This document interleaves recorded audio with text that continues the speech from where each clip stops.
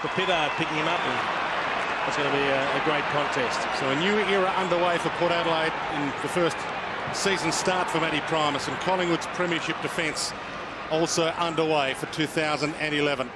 Thomas in game 50 breaks free. Kane Corns, no Chad, not playing with his brother. Big statement made by Matthew Primus. Pearce bangs that goalward.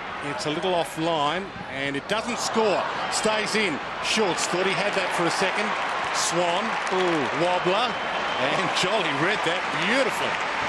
It hit its intended target, but it was a shocker off the boot. And the first kick for Collingwood is down the line, 2 down the line. That's their normal game style. There's young Pittard. Yep, first gamer doing well early. Thomas, Cassisi, Corns. Pearce likes to use the left and use it long. He uses it short this time. Gray on 50 can roost the ball. Might have a crack. This is a real critical kick. And it's a horrendous attempt at a long kick. Johnson. I look forward to your follow-up comments on that. Pearce. Corns went in hard. His own man caught him high. Robbie Gray. Cassisi. Ball wrapped him up with the ball. And ball gets ball. And it'll be a ball up. I mean, just on that kick, one of the most frustrating things as a coach, and when you see players kicking on the man on the mark, it's just absolutely excusable. But that's the most important kick in football. If you can execute that kick and get a shot for goal, then clearly Collingwood, you don't get access to the ball and don't run it down the other end of the ground. And you can smother a ball, Heath Shaw, and turn a game with a smother. I'll tell you what's interesting, Dwayne. You can see Matt Thomas is trying to go to Dane Swan, and Dane Swan is then going straight to Travis Broke, and that's creating a 2-on-1. Jolly, it'll flick down. Brogan in there as well, tried to strip it clear. Umpires found something in all that. It's support free. It's going to Dom Cassisi. Port Adelaide, one of the few clubs who stick with the tradition of having the captain in the number 1 still. Cassisi to full forward. Stewart can't get a jump at it. Schultz did, knocked it straight down to Swan. It'll dab with the foot. Johnson, Pendlebury. Danger. Cassisi again. Fist in. Swan. Well, he spent that before he'd really earned it. Boak lays a tackle. O'Brien tries to break free. Jolly throws it out. Ball. Hot start. Port Adelaide's pressure is good. Intense. Corns. Gray. Thomas. Gray does well. Stewart. Pearce couldn't get onto the left. Trouble. Pendlebury might use the boundary for a reset here. Ball up just as good. Gee, it's been a good start by Port Adelaide. I mean, one of the things we spoke about leading into it, Roosy, was if they're not up to the mark, they could get blown out of the water early, but they've caught Collingwood a little bit on the hop.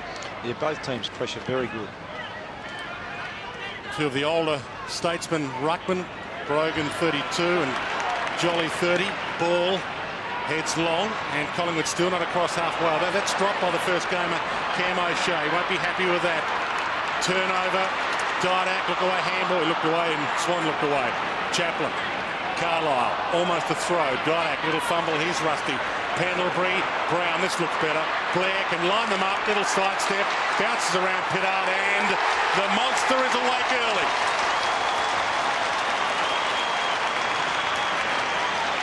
Yeah, look, they've mentioned before, Dwayne, O'Shea going for that mark. And look, that's an initiation in AFL football. Every young fella's entitled to a bit of a mistake, but the worst team to make a mistake against is certainly the Collingwood Football Club. The pressure's there. They never really get a chance to get their hands on the ball again. Bit of a no-look there from Didak. A couple of mistakes again from Port. And then they do make you pay the pies.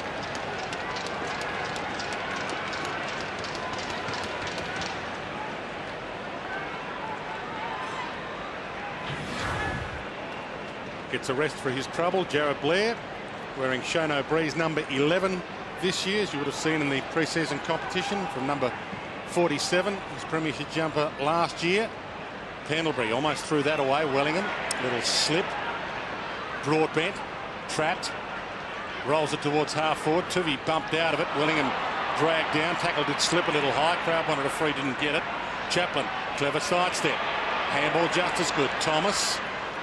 Now Corns, a long way out for his kick. Heads toward goal and short. Yeah, just a poor entry again. They've had 3 entries inside 50 and really got nothing out of it. And that's really going to hurt by the end of the day. Corns should have just hit that little lead-up target. It would have been an easy shot at goal. Side bottom to Beams, who started on the bench, so already on, and Collingwood already, well, they averaged 127 rotations a game last year. And they might be on track for similar. Here's Cracker, big round of applause. His first touch in a Collingwood jumper. Gee, they'd love to switch it at some stage, Collingwood. They've had ball on the open side for about the last 5 minutes, just waiting for it. He's now drifted forward. Dawes sits it up. Cloak uses the body. Pearce back of the pack. Might want to fumble this through accidentally. Oh, he's caught and gone, and another goal. Oh, this time it's Jolly.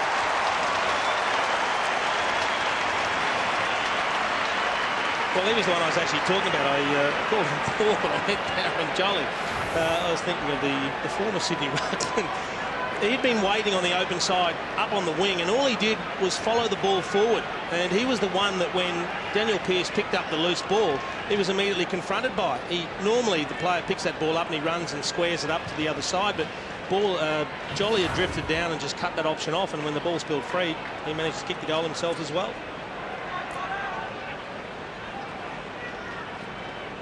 Mentioned turns 30 years of age this year. Darren Jolly, premiership under the man in the box here, Paul Roos, and premiership at Collingwood. Good start to the reigning premiers. Jolly flicks it down, missed his own man. Broadbent missed the ball. It's back alive again. Pearce, who's been in the thick of it. Roden, 2 last reconstructions for the D-Rod. Good to see him back out there. Right, he overran that. Blair, after a little spell on the bench, gets to his feet. Just looking at the Collingwood forward line, Port Adelaide are trying to release Troy Chaplin to be the loose man, but the Pies are having none of that. Thomas to Salopek, and it's trapped in there under him. And umpires today, Michael Vozzo, Michael Jennings, Jacob Mollison. That's umpire Vozzo with that free. Thomas, crowd roar as he goes forward. Horrendous kick. Well attacked, Kiddard. Does well. Debutant. And that's a nice mark with the ball travelling over the head. Thomas. So a little 1-2 Pearce. Lyons was the man who gave it to him. Pearce sends it inside 50 to Westhoff. Half held by O'Brien, make that fully held. And that was a pretty good effort by another one of the first gamers for Port Adelaide, Jared Irons, to help that forward, and that was a better entry. You talked about entries, Paul Roos. Well, at least that was a one-on-one, but the fourth time they've gone in and the fourth time they've just kicked it long. So, look, it does appear at this stage to be the tactic. Just get it in quickly and get it in long. He was stiff. He was stiff, Harry O'Brien. Huge kick this. Finally, a reward for effort for Port Adelaide. And the reason I say he was stiff is you could see him pleading with the umpire that he had his arm being held, and when you watch the replay, that's exactly what Justin Westhoff did. He held, have a look at him as the ball comes in, he holds the arm of O'Brien and actually holds it over his shoulder, and that's what draws the free kick. It looks like Harry O'Brien has his arms around him, but Westhoff's wrapped his left arm and held it over his shoulder.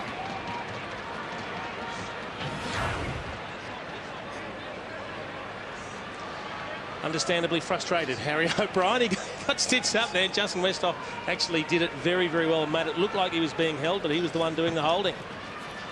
Finally on the board. Again, though, Blair, Swan, combined to get it inside 50. Or caught again, O'Shea. Did he have Pryor there? And he's got to fight a little harder to get it out.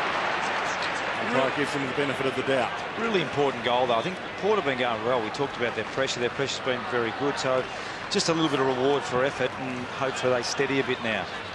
Brown took it out of the ruck. Must have got a toe on it, so it wasn't holding the ball. Roden, play on advantage there. Here's O'Shea again. So debutant's been in the thick of it. Some good, some bad. Broadbent. Robbie Gray. He calls O'Shea in. Nice work, Robbie Gray. Gave the young man some confidence. Carlisle, Westhoff. Here's the entry. In fact, they don't get it. Didak wraps him up. Superb. It's a bad lack of awareness there from Justin Westhoff. They had loose players, and he didn't realise how close Alan Didak was. Again, the long kick. Cloak up and almost outmarked Dawes. Offhand, stayed down. Breaks free. Got a toe on it. Logan. Handball out just in time. Carlisle relieved the pressure. Gave it to Pittard. His kick smothered. Salopek back inboard. Carlisle. Cassisi. The captain to the wing. No one to kick to. Collingwood with the numbers. Reid and Tarrant both there. Reid overran it. Tarrant came at it. Westhoff knocked it away from him. Irons does well. Jared Irons takes it out.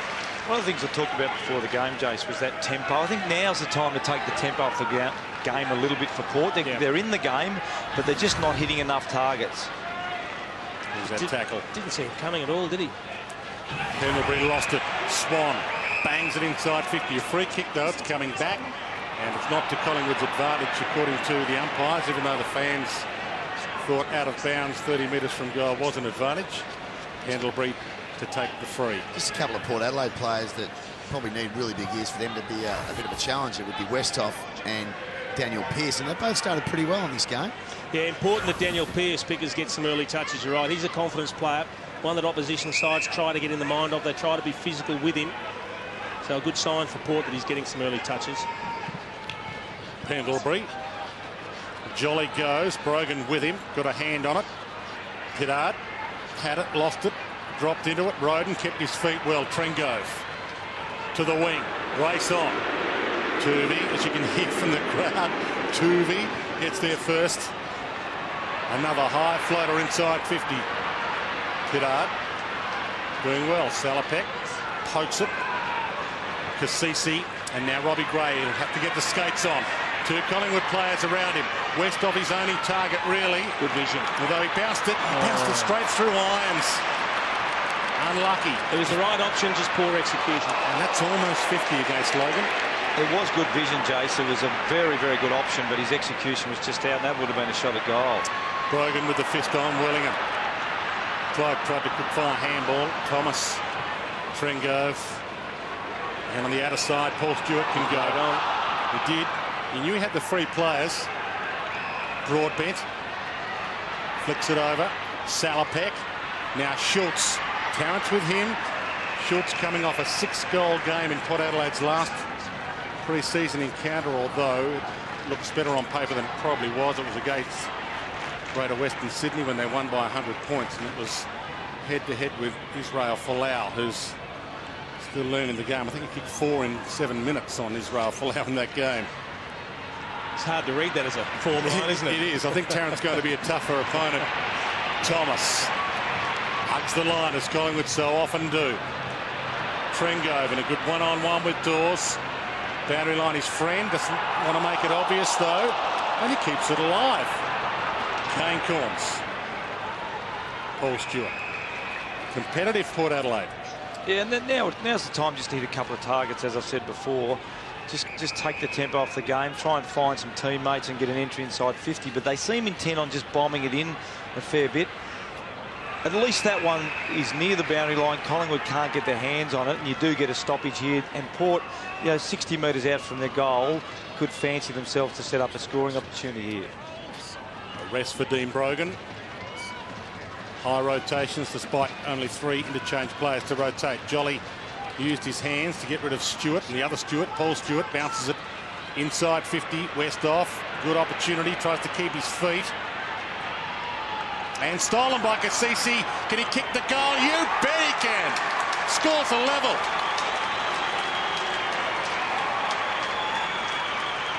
And that's what I talked about before, Jay. So I don't mind that. If there's nothing on and you can't hit a target inside 50, get it to a big guy, get it out of bounds. And most teams now really work hard on their forward stoppages. And we see it just scrambling out. Cassisi takes advantage of that and kicks a goal.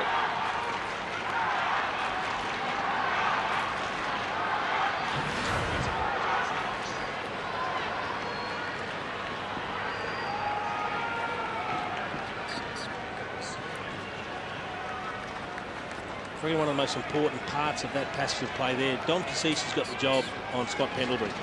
It's one thing to stop Pendlebury, it's another to actually contribute on the scoreboard, not just get possessions, but make them hurt the opposition as well. Great play from Cassisi. Swan caught, trying to shuffle a handball out. Side bottom, caught, didn't really have it. They had enough of it. Cassisi straight through again. Irons likewise into the fire. Thomas, Tuvey.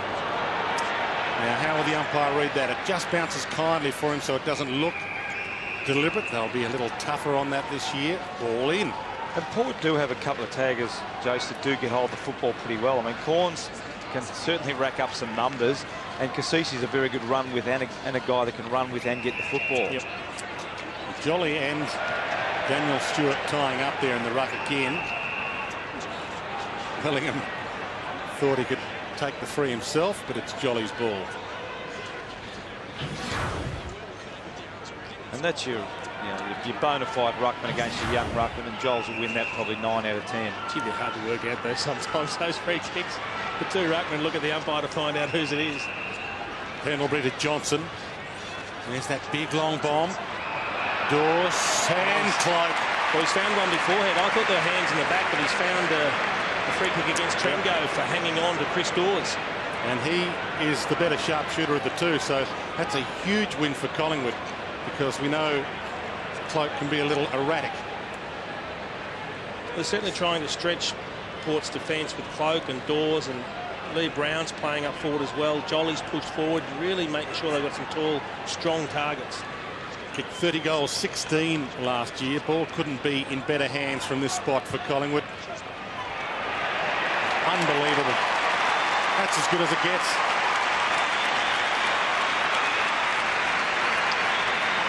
He's a very, very nice kick for goal, isn't he? And he's become a pretty important player to the Pies. But the game plan for Collingwood is pretty predictable, isn't it? Really go around the boundary line and generally a long, deep entry and free kick there. But that's the way Collingwood will play. They'll try and stretch him, as you mentioned, Jace. They'll kick it in long. You've got Cloak there, you've got Dawes there, and again, a pretty lucky free kick, I would have thought. So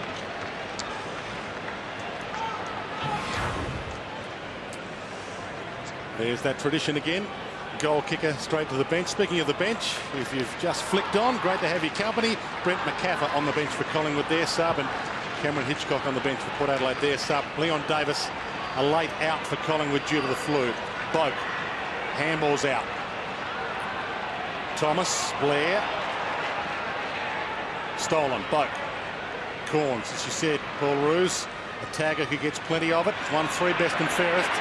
3 in the last 4 years. Salopek tied up by Thomas and steals it back and rolls it out.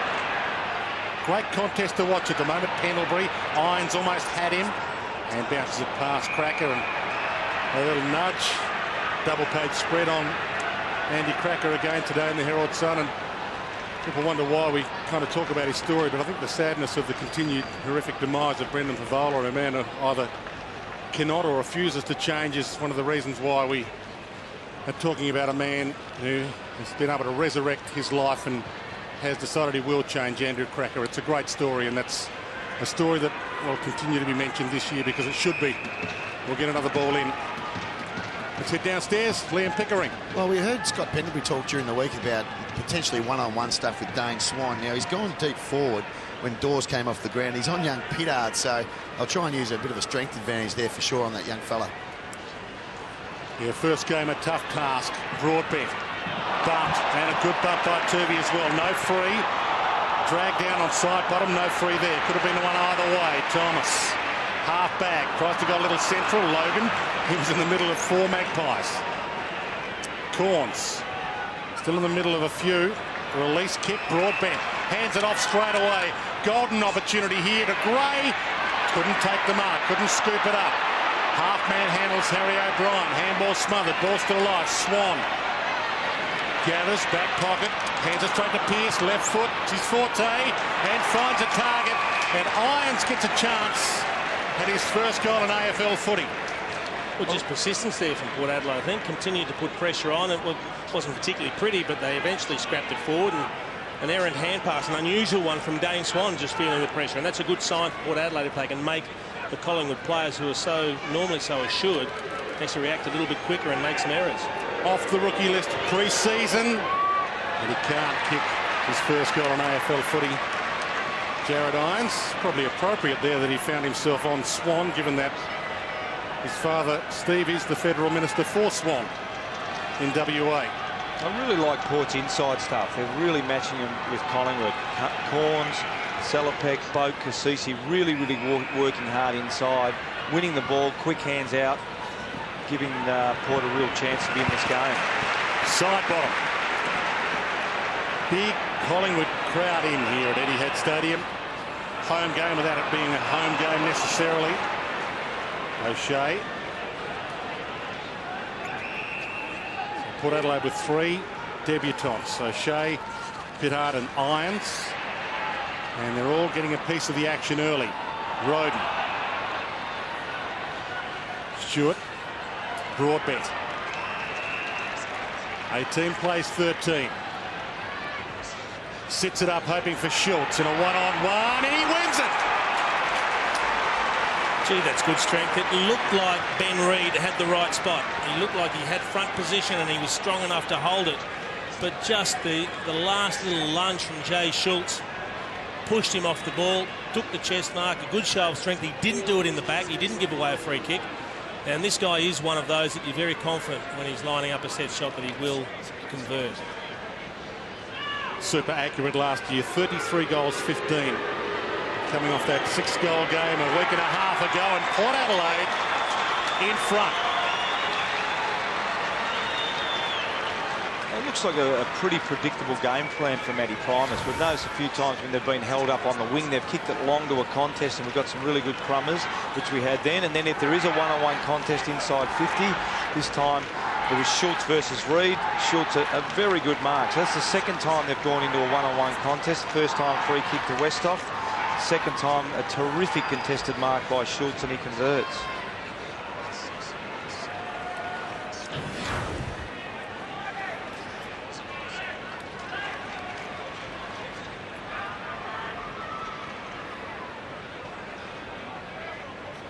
(19 to 18). Crowd a little stunned at the moment. Brogan, Cassisi tried to go backwards to Westhoff, dragged down, had Pryor. Play on advantage. Ball long, Dawes in the seat. Can't mark it. Didak was there. Chaplin got there before him. O'Shea, not too good. Ball, perfect. Pendlebury can line up if he wants to from just outside the paint. And he will load up. No, he won't. We'll go inboard. Swan, inside 50. Set up superbly. Collingwood back in front. And there's Matty Primus's first little headache for his career. A Dane Swan, 3-time, I think, in a row best and fairest for Collingwood, standing completely by himself inside the forward 50. So if you're a midfielder for Port and your assignment is Dane Swan, the message is clear. Don't leave him in that dangerous. There he is there. You can see how wide open he is, and that's a really good conversion. But there's no way known Dane Swan should have that much space.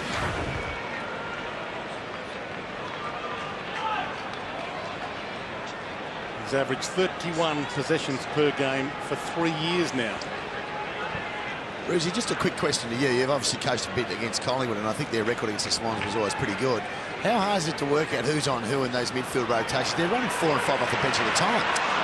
It is very hard, and that's why I don't think they're going to push their midfielders forward that much, because they do use the bench as a way to get their midfielders free. And if you do push them deep, it does allow you to actually play one player on them. Swan sets it all up again, going wide to Shaw. Port Adelaide should get out of it, though. Robbie Gray with a toe poke through the legs of Kane Corns. Thomas passes him off of it, spins out of trouble, gives to Pendlebury, has the shot at goal. Chaplin, last line of defence. And that's horrendous as well. Bounces it over Wellingham. Harry O'Brien likes a goal when he can from a stand start.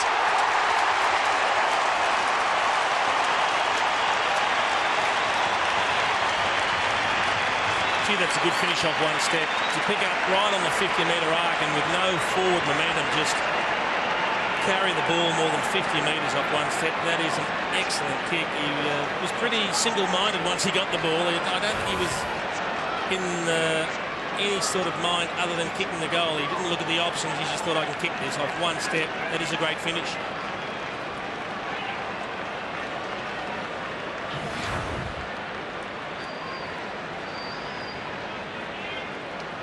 Just a horrible turnover, though, in the back half. That just really kills you. Now's a bit of a test for Port. They've just got to settle. They've been playing good football. Collingwood can blow you away. Now you've got to get hold of the ball and just try and maintain possession for a couple of minutes. Corns went in hard. Thomas, who always goes in hard. Cassisi, who was #1 hardball get player last year. So they're all in there for Port Adelaide. Try and stop the rock. Blair too good, though. To Jolly, to Johnson. They're up and about now, the reigning premiers. Shaw floats to Didak, over his head, sets it up. Surely taken out. Trengove left it behind, and that's a clever fumble by Alapate Carlisle. Interesting option from Heath Shaw, but I guess they're trying to get Didak into the game. Tom Logan's done an excellent job. Just a couple of possessions for Alan Didak. One kick, one hand pass, nothing on the scoreboard. Tom Logan doing a terrific job for Port. Flick down, Blair. Tackled, dispossessed. Carlisle can't go boundary here. Caught. Roden drives his legs hard, gets through traffic. Salopek to Kasisi. Reid, a one-on-one. Well played by both Reid and Stewart. Ball in. You can see, boys, that Schultz took that one-on-one mark against Ben Reid. It was on the rotation with Tarrant, but you can see now he's got Stewart, Ben Reid, a much better strength matchup for him.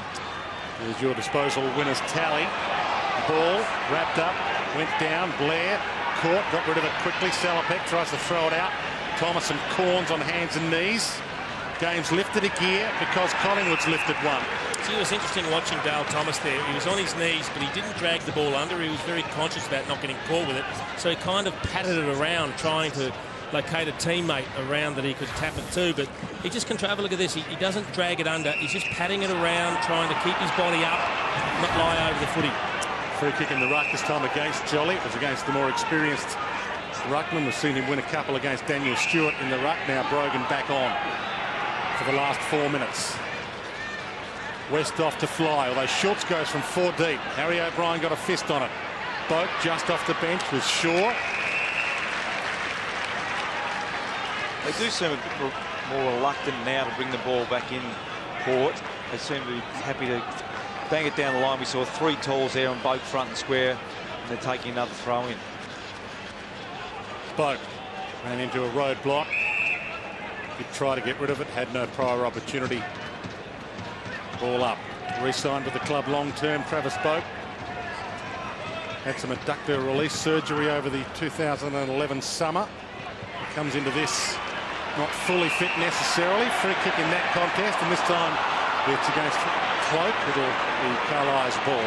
Hasn't had a kick yet, Travis Cloak. Just a couple of hand passes. He's getting frustrated. He did mark one, but they gave the free to Dawes, who kicked the goal. Corns, a cross goal. Logan, as Paul Roos told you, doing a great job on Didak. Pittard. Salopek. Thomas. And just over his head. Pearce, little fumble, that's all it takes. Johnson hands it back again. Tuvey. Shaw. Brown. Scrambles a kick forward. But Adelaide keeping their numbers back, not chasing the Collingwood players to the midfield. Carlisle needs to hit a target, and Shaw goes back with a flight. So much of the game now is just about decision-making and execution, with not too many one-on-ones at the moment. A lot of zoning going on from Collingwood, as we know. The forward press, so you've really got to have confidence in your decision-making and your execution. Cracker long to Dawes. Oh, it was there for him. Now Didak's there for him. And it's not there for Didak. The magic missing at the moment. Well, they blew that twice. Should have taken the mark, Dawes. It was a tremendous kick from Andrew Cracker into space, running back with the flight of it. But then he gave Alan Didak a chance, who I think had a little bit more time than he thought. And does prefer the dribbler from that distance out rather than just kicking the goal. It cost him there. West off to Boat. Inside 2 minutes to quarter time. Robbie Gray, the target, gets there. Marks. Open forward line. Collingwood getting players back. Stewart short. Ignored by Gray. Now pokes it. Roden got there and can't claim the mark. Wanted to. Ran into Tuvey. Tuvey stole it from him, holding the ball. You mentioned that, Dwayne. As soon as Gray got the ball, you could see Collingwood midfielders pushing in defensive 50.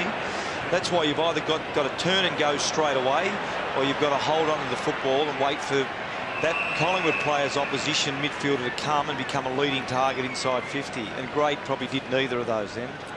Paul Roos, the voice with us this year, 356 games, 10th all-time, 8-time All-Australian, Premiership coach and AFL Hall of Famer. Great to have him in the box.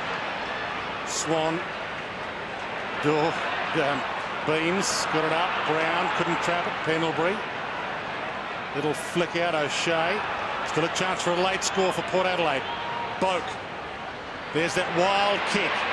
Thomas couldn't mark it. Gray does like to snap them, tries to short it unselfishly. Pearce, can he get through? Caught though. Harry O'Brien down to 45 seconds. Paul Stewart at goal. Reid gets back. As we approach quarter time, Rizzy, what's the report card going to be for Mick Malthouse? Well, I think the Collingwood boys again have stuck to the game plan from last year, but they're just executed a little bit off. We saw a great kick from Cracker before. I think at the moment, just round one, they haven't played that much football yet. I think they're just kicking and decision-making just slightly off at the moment, the Pies. But look, Port inside are really winning it clearly. The inside battles and the quick hands, Port have been terrific in that area. And that was a huge win for Logan there. That's normally Dodak's wheelhouse. One-on-one inside 50, a running ball. He's played a great quarter of footy, Tom Logan. And I think Port are winning a lot of those one-on-one contests. Thomas. Trouble. 1 second left. Can they get the shot away? On the siren. It's long. It's there. Swan on the buzzer.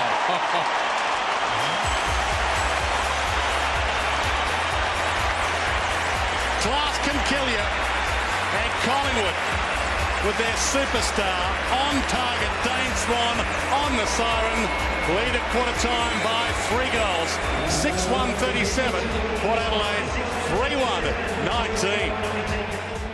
Round, and Collingwood do that better than anyone. But if you are going to do that, you have to use the ball really, really well. And Port players have got some big numbers on their names as well.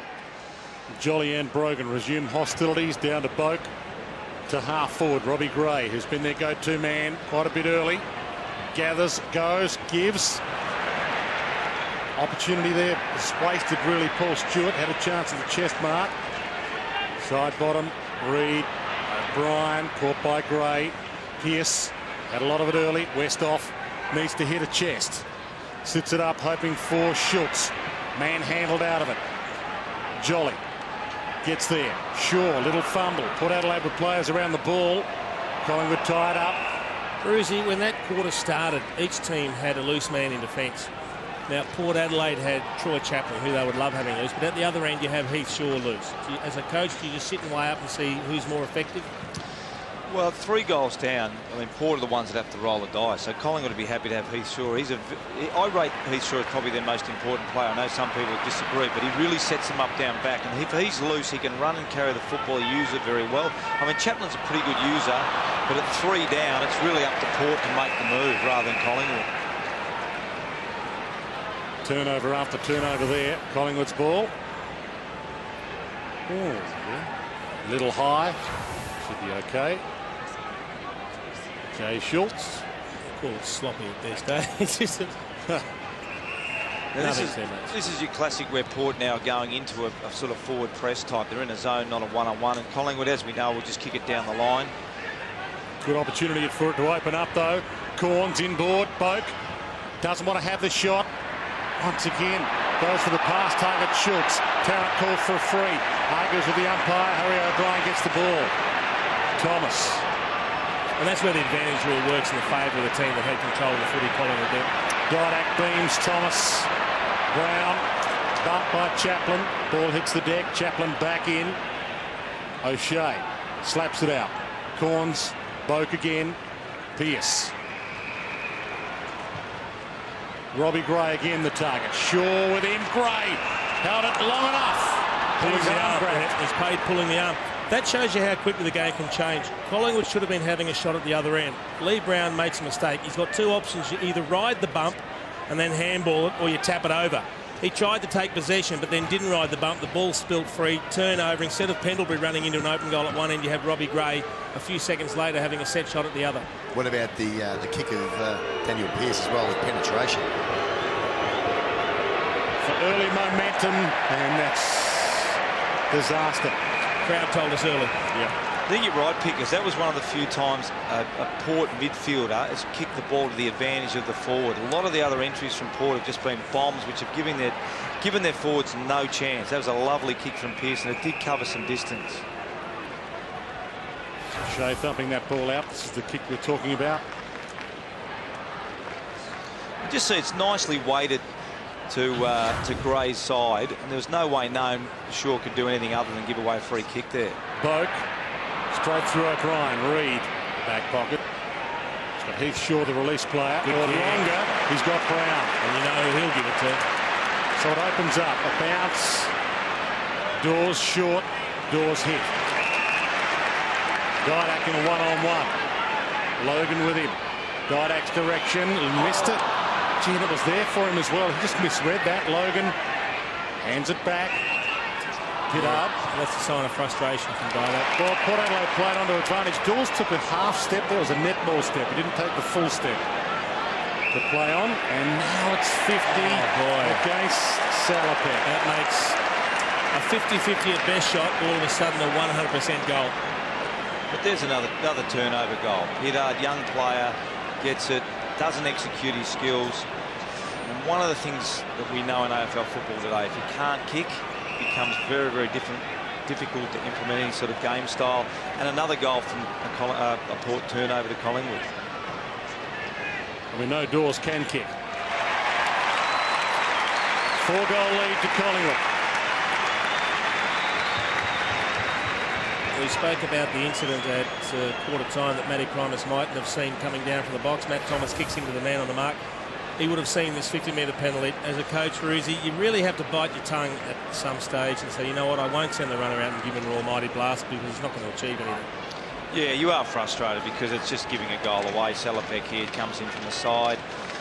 And as you said, there's no way known he's going to kick a goal from there.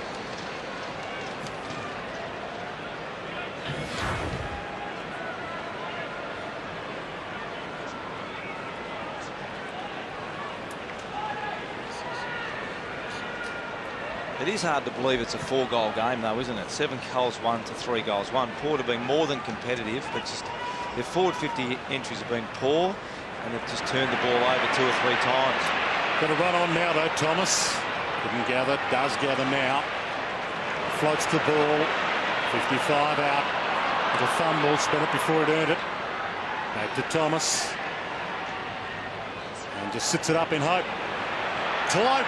Up, can't mark, off hands, Cracker, little fumble, runs into Cassisi, caught, hasn't had a big influence yet, Cracker, Broadbent, splendid tackle by Brown, Corns, Chaplin. They've got nowhere to kick it, that's the problem when they look upfield. Westhoff. Nothing to Collingwood. Tarrant calls Shaw out. But Westhoff's just got to hold that ball, you can't mark it then just turn around and kick it willy-nilly. Dropped that, she was tackled, Buckley, Tarrant, wobbler, Dawes. Almost an arm slap free. It is a free. Paid in the back in the end, the umpire.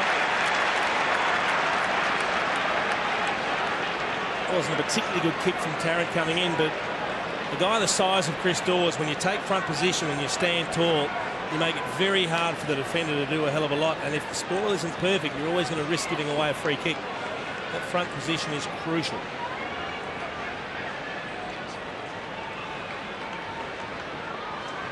See exactly how good Chris Dawes is right here, right now. Dazzling. And that will go down as another turnover goal because Westhoff has the ball, he's marked it, he needs to assess himself. You'll see here, one-on-one contest, and that's one of those 50-50 ones again. It was a pretty good effort by... Well, it was half chopping the arm and it was half falling in the back, and I guess the umpire added the 2 of them up and came up with a free kick. But it's a beautiful finish from a tight angle.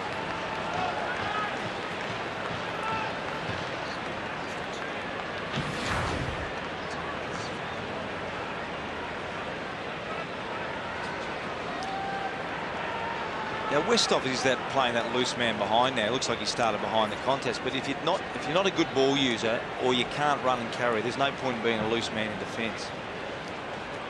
Right contest, Port Adelaide in a spot of bother. The reigning premiers on fire. Swan wide. Pendlebury manhandled and manhandled high. Plays on. Plenty of options. Johnson floats it in and Clyde read that beautifully. Well, you give benefit of the doubt to Ben Johnson. Was that the target he was looking for? If so, it was an excellent kick, but Travis Cloke read the play very, very well. He saw the contest in front, probably just going to creep underneath the ball, and he made sure that he was in front of his opponent. Took the easy chest mark. Now, this will be a good indication. We've seen Chris Dawes kicking beautifully. What sort of work has Travis Cloke done in the off-season? Well, he kicked 38 goals, 40 last year, as opposed to Chris Dawes, 30 goals, 16. That's not bad. That's copybook.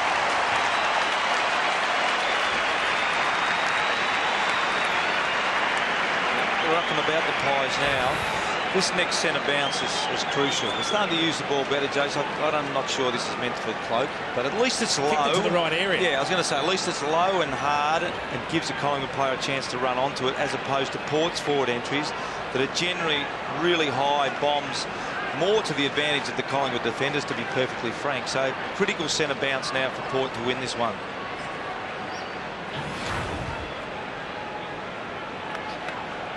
We knew Collingwood wouldn't underestimate Port this week because Nick Malthouse said it. In fact, he tweeted it. He tweeted, "We will not underestimate Port Adelaide," and then tweeted a Napoleon Bonaparte quote. But it's good to see Nick Malthouse conversing with the common man. Johnson, they certainly haven't underestimated Port. They're in full flight now. Shaw wide. Wellingham. Swan. Johnson. Puts it up in the Cloke direction. Front spot. Good spot. Perfect spot. Back to Swan. Work rate high. Thomas. Hands to it. Couldn't mark. Quick to pounce. Beams will do. Kick half smothered. And it's a ball in. Perfect. Gee, Ben Johnson's given them plenty of run off half back. Been a very good player this first quarter and a half. Brown and Stewart. He'll flick to the back. Swan can have the shot.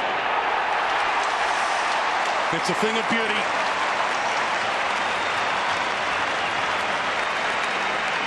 Starting to look pretty good on paper too, Dane Swan's going 14 possessions and 3 goals. He just keeps getting free, just keeps getting goal side of his opponents and running with the fly. I guess he got caught in traffic there, Carlisle trying to follow him through, but he didn't allow him to get goal side, and it's pretty hard to stop Dane Swan once he gets a run on Dacasisi at Carlisle side.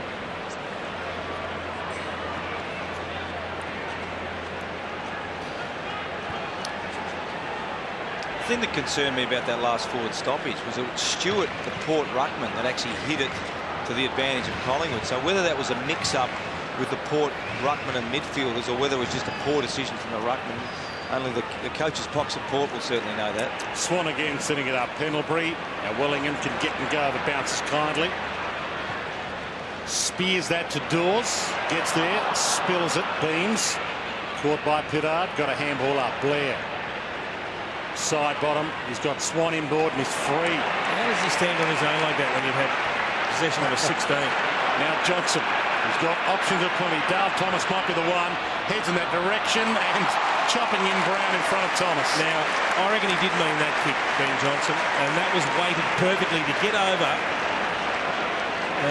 Gray, I think it is, who was just taking the front space away from Lee Brown. We heard Liam Pickering talk about Ben Johnson before. He's played largely on Daniel Pearce. Pearce has moved onto the ball now. The sweeping cross halfback, he's had 16 possessions as well, equal with Dane Swan, most on the ground.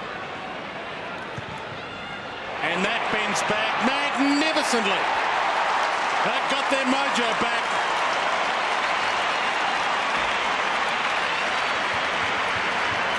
Jace, you mentioned before, this is where, as a coach, you do get frustrated, because clearly someone must be playing on Dane Swan. Yeah. Now, with all the rotations and Picker's touched on it before, it is very hard for the coach's box to sometimes know exactly who that man is. But at a centre bounce, if you've got Dane Swan, you need now to have to tag him. You don't need the instruction from the coach coming out. You need to lock onto him and make sure for the next 5 minutes he doesn't touch the football.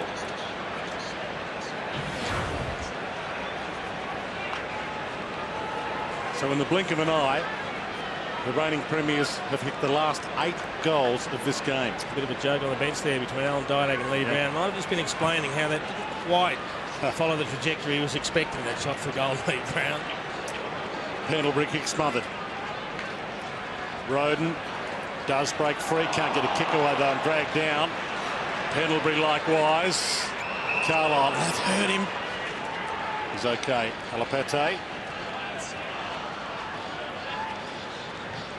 48 points the margin. West off. Didn't read it well. Side bottom. Options are plenty all of a sudden, Collingwood. Tarrant.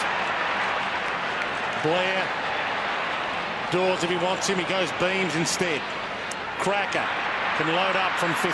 Shorts it. Back to Jared Blair, who this time last year was a rookie list player wondering whether he'd ever get a game of AFL footy. And by the end of the year was a premiership star. Amazing passage of play before. Chris Tarrant, he missed the spoil. And he had that much confidence that there were teammates around him. He just kept running. He left his opponent. He left the ball. He just kept running forward because he knew he'd get it after his teammates collected it. And he was involved in that passage of play going forward. That's what he has ahead of him. That bends back. Not enough. Still in play. Off hands. Tapped through legally. The Port in the first quarter, we talked about a quarter time, were winning a lot of the one-on-one battles. Their inside midfielders were winning a lot of the football. Quick hands out of the stoppages, quick hands out of congestion. Now they're just getting smashed in that area. Paul Stewart. And boy, did they need to hit a target there. Do something to stop the bleeding. Port Adelaide, 8 goals in a row, Collingwood. Daniel Stewart or Brogan. Stewart got hands to it. Broadbent got to Sheeran. Irons, little tap on, still under there. And maybe we were being a little harsh on Collingwood early, saying they didn't jump out of the blocks the way we expect them to, but this might be the test for teams in 2011. How long can you run with them? How long can you maintain that intensity of pressure that Port Adelaide had early but seemed to have dropped off with now? Cece tried to break through with it. Didak was there. Swan, who's everywhere. Johnson. Tooby. Jolly. Hard part for Matty Primus is how long does he leave guys like Chad Corns and Motlop out. Match winners, but they're not fit. Just needs to win a game at some stage. Free kick, pushing the back, Cracker's ball. How about Brian Lurgan? And Thomas is out there. Can he get the jump? He stays down. Protected the drop zone. Side bottom, caught by Chaplin. Clever tackle. Toe pokes it out of the area. It'll be coming back. Collingwood with the 2-1. Ball, Tarrant. No one really flies. Carlisle with the fist. Stewart caught a touch high. Play on advantage. Logan. Player down on the outer side. It's Schultz for Port Adelaide. That's a bad sign. He's still in the hands of trainers. We'll keep you posted there. Jolly in the meantime leaves it behind. Boat, clever handball. Now a chance for his first goal. Jared Irons from 45. This is... Robbie Gray a little upset. He was in space looking for the chip pass. Schultz is still on the deck. He has not moved.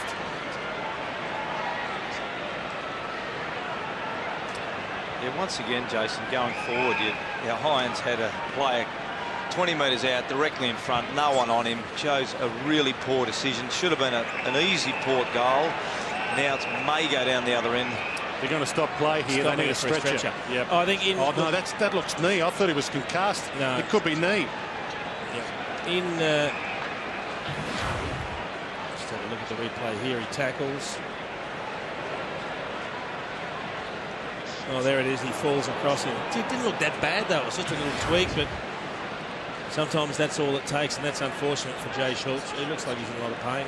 Let's hope it's at the less serious end of the spectrum. Cameron Hitchcock, the sub for Port Adelaide. He will be coming on. No doubt about that. And the day will be over for Jay Schultz. So it's right at the very end of this contest. As he swings Luke Ball around and Luke Ball loses his balance, he just falls on the ankle, on the right ankle, and that just gets the knee to twist in a way that it's not supposed to. Yeah, not a lot in it, is there? It's amazing how... Let's hope that it's nothing too serious, but it is amazing how those ACLs can go, really, really quickly. We hope it's not the case for Schultz. He does look in a fair bit of pain. The fact that he didn't even attempt to get on his feet... He knew something happened straight away. And he thinks it's bad because you'd get up and test it. He's had knee problems before. No, he actually did get up, Dwayne. He just could look like he was doing a calf stretch just to test the knee out a little bit. He's gone straight back to the ground. He's your man, isn't he? He is. Dickers? He is. So it's never a good sign to see anyone getting carted off on a stretcher. The way he landed, it didn't look like an ACL type where he didn't go right over him knee, but hell, I'm no doctor, but he's in a bit of pain, which is not a good sign. He's probably one of their most important forwards. He is. Well, he's probably the most important forward, won Port's goal kicking last year. They certainly will be, making the sub here, lads. So Cameron Hitchcock will come on. Jay Short's off on the stretcher. There's Cameron Hitchcock.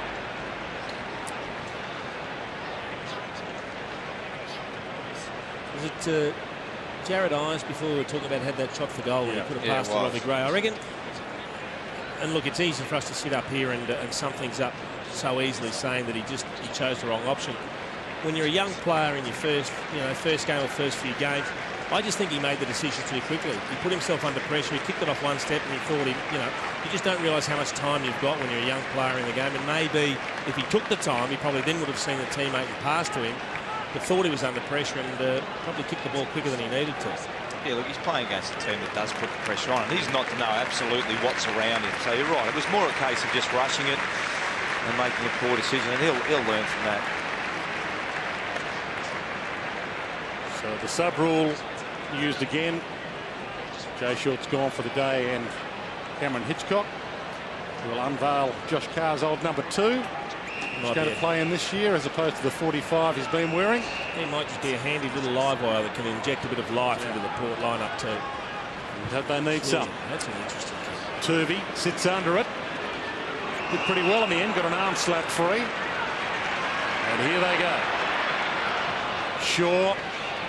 Pendlebury. Oh, clever. Oh boy. He made something so hard look incredibly easy then. Beams couldn't mark it. Logan's having a good day at the office. Broadbent, and now Pearce can get and go. Nothing but space ahead of him. Didak tries to hunt him down. Pearce takes on Didak. Holds it up, needs to hit a chest. And everybody looked at each other from Port Adelaide. Westhoff looked up and looked at Cassisi, and neither of them attacked the ball. Didak. A bit like a broken record at the moment. Every time that Port go forward, their forward 50 entries are terrible. They had 2 free players inside forward 50. Pearce is normally a pretty good kick, but didn't get any penetration on that kick. Chaplin, Irons, Paul Stewart. Collingwood getting numbers back now. It'll be a long term with a lot of time on. We've ticked into time on. 20 minutes gone, but because of the stretcher, it'll probably travel 30. That's a little too wide for although it's a free. Out of play on the full off the boot of Tarrant. No? Well, the boundary umpire doesn't think so. He's a long way away. Well, one of the boundary umpires was where I am, about 40 metres away. But the umpire, the actual field umpire picked it up. Yep. He told him. Just below the knee, which counts as a kick. So Westhoff.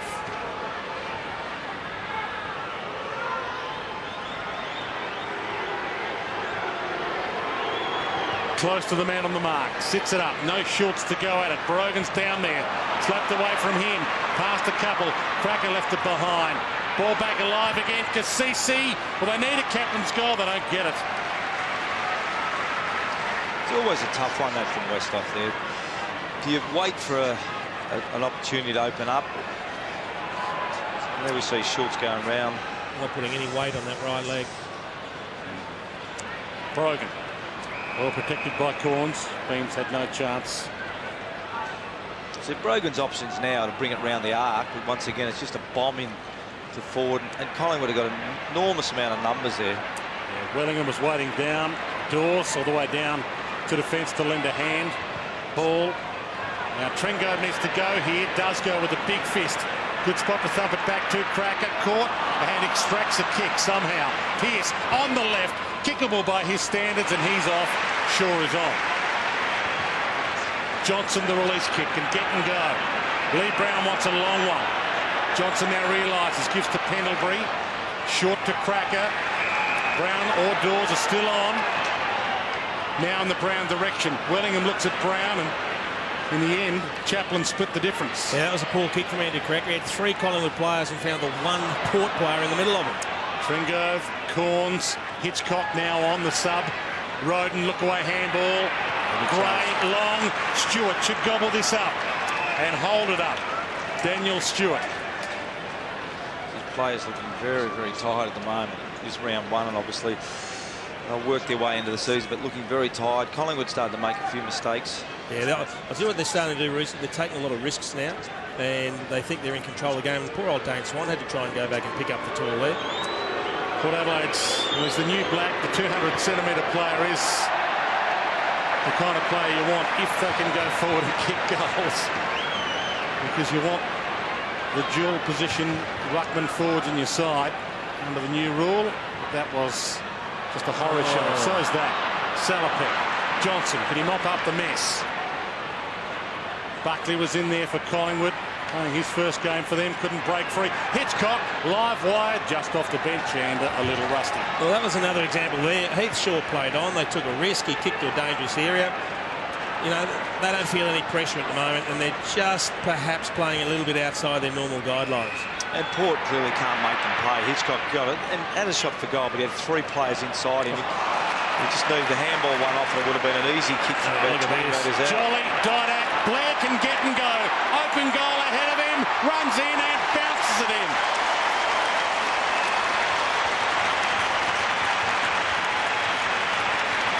Yeah, just had so many opportunities, Port. They're winning enough of the ball, but they're just not using the ball well enough. Really good mark from Jolly. Play on, and a beautiful kick from Didak over the top. And that's, if you're playing that zone, that forward pressure type, you will get in behind. Forwards will get in behind defenders, because defenders tend to be taking a position on the ground rather than picking up a man, and Blair gets in behind.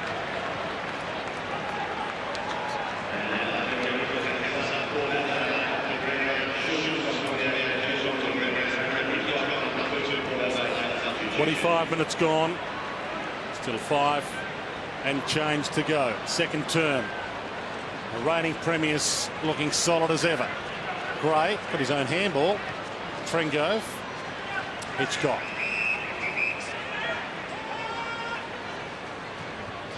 Another horrendous kick to try. Mark Willingham did pretty well there. And scores from turnovers. We talk about a lot of stats in modern footy, but that's essentially the biggest of the lot. Collingwood, that's a good mark. They are the best. Scores from turnovers, again, could be in vogue here. Blair caught by Chaplin, dragged down, no free. Swan off the deck. Pendlebury runs in to try and create something out of nothing.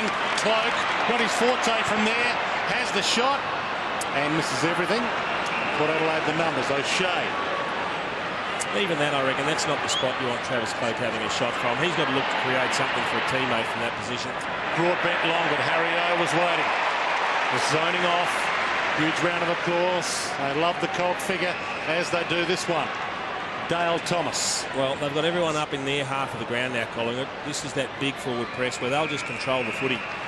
And even if Port Adelaide do win it, you look up and you see nothing but black and white jumpers. Where do you kick it?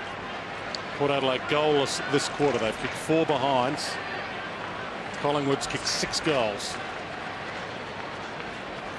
Flicked back by Westhoff. It must be, as you said, Paul Roos, the ruck option in defence. Yeah, well, it cost them a goal before, so that looks like it is an area where they want to hit the ball too. Look, you can't fault Port's effort. They're really working hard. They're tackling. They're in and under. But just the difference in skill execution and decision-making is very apparent between the two sides. Westhoff, Jolly. There's the flick back, this time from Collingwood. Buckley.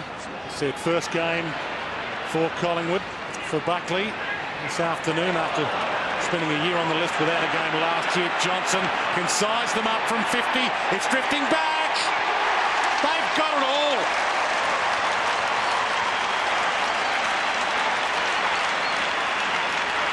I think Pigger's mentioned before. Pigger's mentioned Ben Johnson. He's had 21 possessions and a goal, and I think they're 2 half-backs. Johnson mainly playing off the half-back, and Heath Shaw, I mentioned before, I think is an extremely important player for them. But 32 possessions from their 2 half-backs. They're running, they're using the ball really well, they're setting up, and Port aren't making them pay either, because they're just bombing it in there, and which just allows those players to zone off a little bit and then set up going the other way. Well, just when you think things can't get any worse, you're trailing by 57 points. All of a sudden we've had Robbie Gray limp off, He's in the hands of the physios down on the boundary line. They're looking at his left knee. That's not a great sign. They've already used their sub, so they're getting belted on the field, and physically it's taken its toll as well. Brown hacks it inside 50. Swan attacks it. Might as well snap it. And it bounces unkindly. This has really got... Looks like it's going to open up into a very one-sided contest, and I'm not sure they've got the manpower to do much about it now, Port Adelaide. Yeah, There's Gray in the hands of the physios. Yeah, it's clearly a test. I mean, 1 down's really hard, but 2 down makes it extremely difficult. So it's just up to Port's good players now. They're experienced players to take hold of the game. Salopek being one of them, and they must start to use the ball better. Hitchcock short. Matt Thomas. Roden short again. Stewart missed one earlier in this term. Needs to kick this Daniel Stewart. Well, Riz, you make a really good point. I mean, if you're lacking class as opposed to your opposition, you've at least got to use the ball well. When you get your opportunities, make the most of them. But unfortunately, they're not doing either at the moment.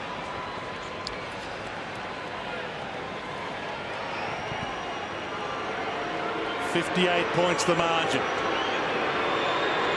Dying stages, second term. Desperate for a goal, and they don't get one. Because there's not a lot of difference between inside 50s. You've got Collingwood at 31 and Port at 27. So you're absolutely right. I just think, you know, keep the effort up, and that'll be the message that Matty Primus. Keep that effort up, but boys, we have to use the ball a lot better than we are. Carlisle went the big fist. Paul Stewart kick smothered. Almost raked free by Blair. His kick smothered. Corns to Roden. Goose step. Salopek stepped into trouble.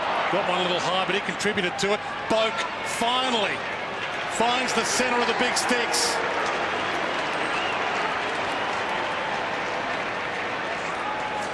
Well, that is one man that provides a little bit of class for Port Adelaide, Travis Boak. He's got the speed to break clear when he finds space. He's kicked this very quickly. You can see him as they win the ball, they take off. And he rode the tackle, Salopek, and then found the hand pass to Boak. And it was a really good finish. It required a bit of goal sense. You see Tarrant just going a little bit high. Salopek gets under the tackle, but that's a good finish. Good goal sense from Boak.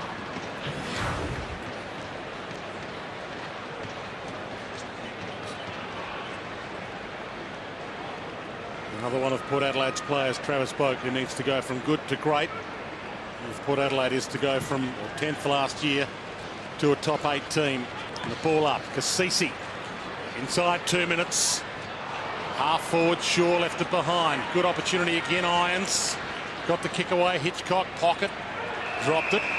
Ball in. You know, it's interesting talking about Travis Boak. He's probably one of the most exciting attacking players they've got, Port Adelaide. And now I think Matty Primus has said, well, let's just try and attack and take a bit of initiative rather than trying to tag all the stars. Let's let a few of ours run free and follow the footy. Well, they certainly didn't have any joy tagging them, that's for sure. Corns to full forward. Broadbent's down there. Thomas too good. Left it behind. And the other one drives it through. Matt Thomas with the goal. Look, providing they keep the effort up, we've talked about it a couple of times in this quarter, even though Collingwood have opened up a big gap, providing they keep that effort up, and this is just an effort goal. You know, good contest, nice falcon there for Thomas, and really good follow-up. So they're still working hard, and that's the encouraging thing for Matty Primus. And while still going at half-time, certainly a bit disappointed with the scoreboard, as long as they keep the effort up in the second half, that's what they'll ask for.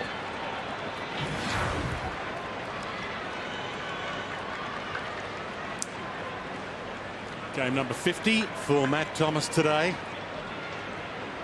Career still growing. Had that huge hiccup when lost 16 kilos and 15 centimetres in his bowel with massive internal operation that he required.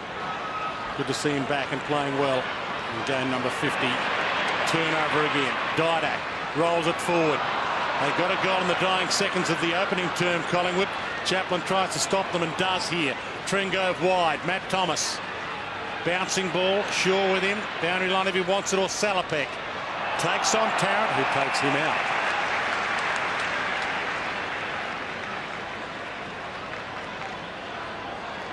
Port Adelaide with the last 2 goals after Collingwood had them on the canvas. Tarrant and Boak allow that to roll out. Ben Johnson up to 22 possessions, the leader on the ground for Collingwood. Dane Swan with 19. For Port Adelaide, Kane Corns has 17 and Matt Thomas 16. It's a good sign. Robbie Gray up. Had the doctor look at his ankle, so it looks as if he'll be okay to come back on. Tarrant, Dale Thomas again combined. Blair. Seconds continue to tick. Dale Thomas keeps it alive to half forward. Dawes almost. And now Didak almost. Chaplin went down. Cassisi, another hard ball get for him. Dragged down. No prior opportunity.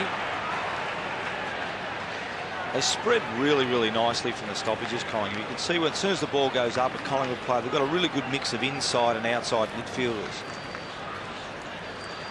Jolly slaps it down. Boak again had it but dropped it. Couldn't dish it off to a teammate. Cassisi lays the tackle on Blair. Tries to get it out. Broadbent with the kick. Time enough here for a score. Ball knocked out. So a clearance from this ball in. They can cut it down below 40 points, Port Adelaide. They can go in at half-time with some hope. Brogan tries a little tunnel ball to Roden, who uses those little legs and tries to drive himself away. He's a really important player for them, Ray, because he is one of the few that Port have got that can get it inside and use his pace and his agility to then work the ball outside. Brogan tried to slap down. Johnson in the dying seconds gets the kick away. But the reigning premiers looking awesome. Didn't unfurl the flag today. They'll do that in a couple of weeks at the MCG. But they don't look like there's much of a hangover. 13-3-81 for Port Adelaide. 5-6-36. Yeah. Just to rile you to say, you know what, we can play in your colours, but you cannot play in ours. Well, I was you can't actually even put ours on. I wasn't looking at it that way. I was looking at it to try and replicate the bodies they're going to be playing against today. But if you think Collingwood's got a little bit of nastiness in them for that, then... Absolutely, the good clubs all do, Dwayne. We'll get another ball up to start this second half. Matthew Promise did have an interview in the paper today. I think the Age saying that they want to be more humble at Port Adelaide, so maybe that will shine through hopefully for them. Kane Corns, Cassisi drives his way through. Pops it inside 50. Stewart's down there, got a fist to it. Harry O, little toe poke. Tuvey straight through the crowd. Caught, dispossessed. Boak, can he hit the target? Floats it forward. Good mark, Irons. He's had a couple of opportunities for his first goal in AFL footy. This is the best of them so far. Yep, let's hope he kicks it. Just pushed forward into space.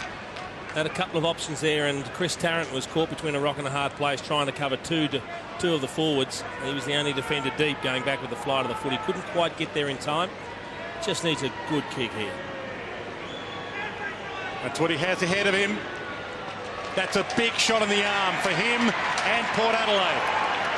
First goal in AFL footy. Yeah, two of their experienced players getting them going. Then Cassisi out of the middle, which was really good tackle there, and then a nice kick from Boak. What we didn't see in the first half is giving the forwards a chance, kicking it out in front. Really good mark from young Jared Irons, and he'll be more than pleased with that kick. It's a really good finish, but a couple of real key wins in the midfield, a couple of key hard balls, moving the ball forward, and a good start.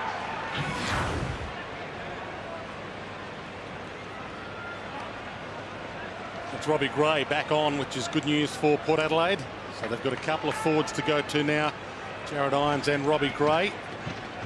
After Robbie Gray came off with that ankle problem. Hold on Boak, didn't have it. And they get two in a row to start the half. Corns wide, Daniel Stewart with Tarrant. Not clear, Tarrant's got a couple to beat here. Just overrunning at Pittard. Hitchcock. They tried to strip him off it. He got a toe on that just in time. Boak dives in, he's over it, gets up quickly. Blair, now Collingwood with players around the ball. Not 15, you wouldn't think. Pittard, the boundary, his friend, and finds it. Good fist. Cameron Hitchcock just needed a left-handed hand pass there, and I don't know if he felt comfortable doing it. He went for a kick as he was getting tackled, but he did have Travis Boak in a bit of space if he could have released a 5-metre left-handed hand pass. Sun beaming into Etihad Stadium for the first time today. Big crowd in. Blair, Thomas. Turnover. zoning off at the moment, Chaplin. He sweeps well, Chaplin. Hitchcock, and he hit the target. Mentioned Robbie Gray up forward, just beyond his range, and he knows it. Wants to find someone. Westhoff will do. Needs to hold it. Does hold it. Clever kick from Robbie Gray. He just held the ball long enough to allow things to unfold. They did have an open forward line. Plenty of space to lead into. He mightn't necessarily look particularly quick, Justin Westhoff, but he covers the ground well.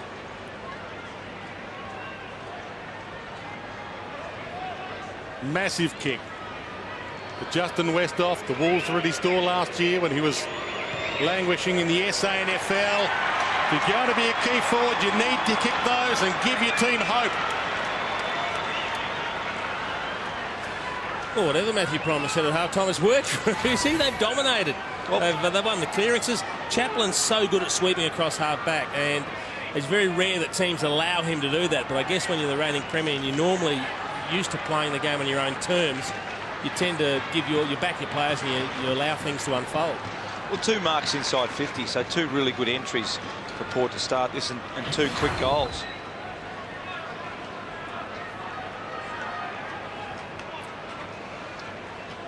What Port are now doing, Jace, you mentioned Chaplin sitting off. They're allowing Collingwood with an extra to stoppage, and Chaplin's just rolling back at every stoppage. He's actually starting on Blair, who comes in and plays as a 5th midfielder. Matt Thomas bounced it inside 50. Tarrant was waiting for it. Reid with the clearance kick in the direction of Beams, bowled over. Salopek had it, lost it. Pittard's kick smothered. He almost raked that in and got himself into a spot of bother. Ball tackled brilliantly. Brogan dragged him down. Not afraid to get dirty, the big man. We know that.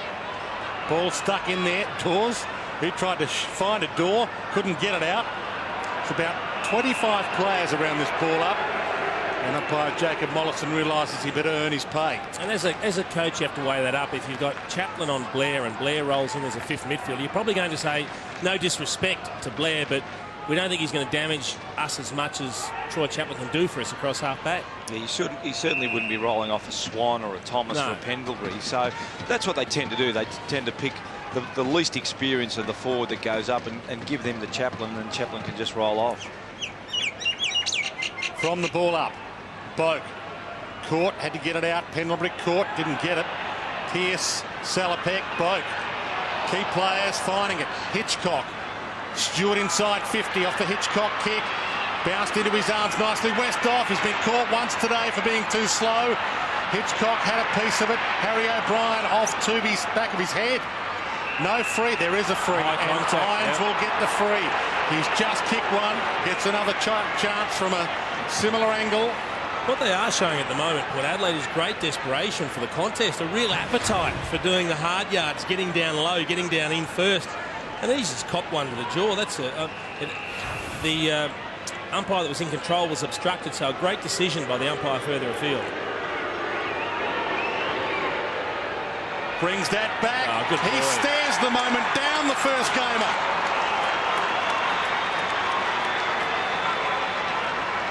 Jared Irons, I think he was picked 50 in the rookie draft in the rookie elevation. He's been really surprised, Port. I spoke to Peter Rowe during the week, and he mentioned him, and they thought when they drafted him, and obviously it would, if you're picking him at pick 50 in the rookie draft, he was a fair way off, but he's come a long way in such a short space of time. Just goes after the football and gets a free kick, and really good effort from Port. They've come out working really, really hard.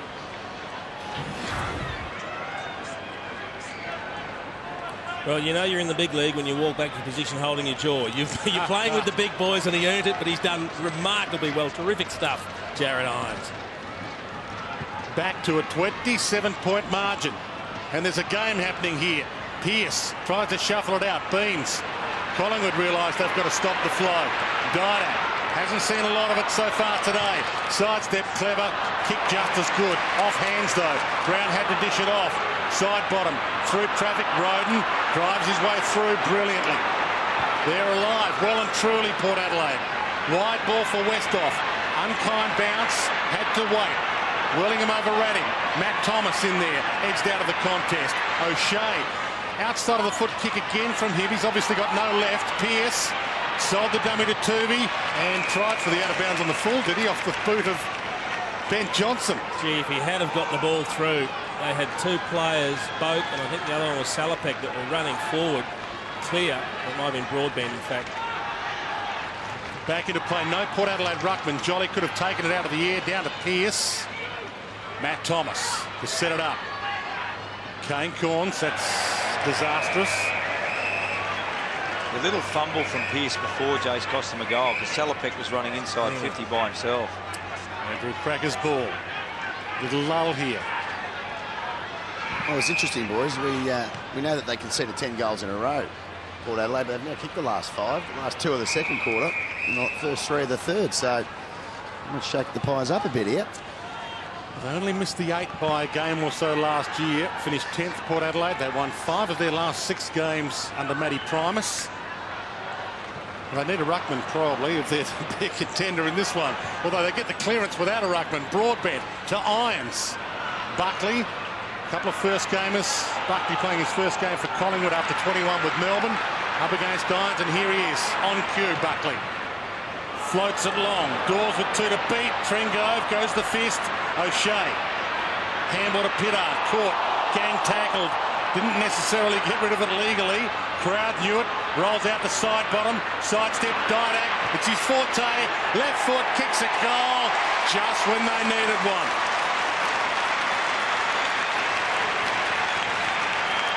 Really clever hand pass from Steele Sidebottom here, because he actually works his way back into traffic. He draws a couple of players into him and then shoots it back out to Alan Didak, who then has the space to line them up. He's not under pressure. If he had have shot it straight, I reckon there were players close enough to put him under pressure.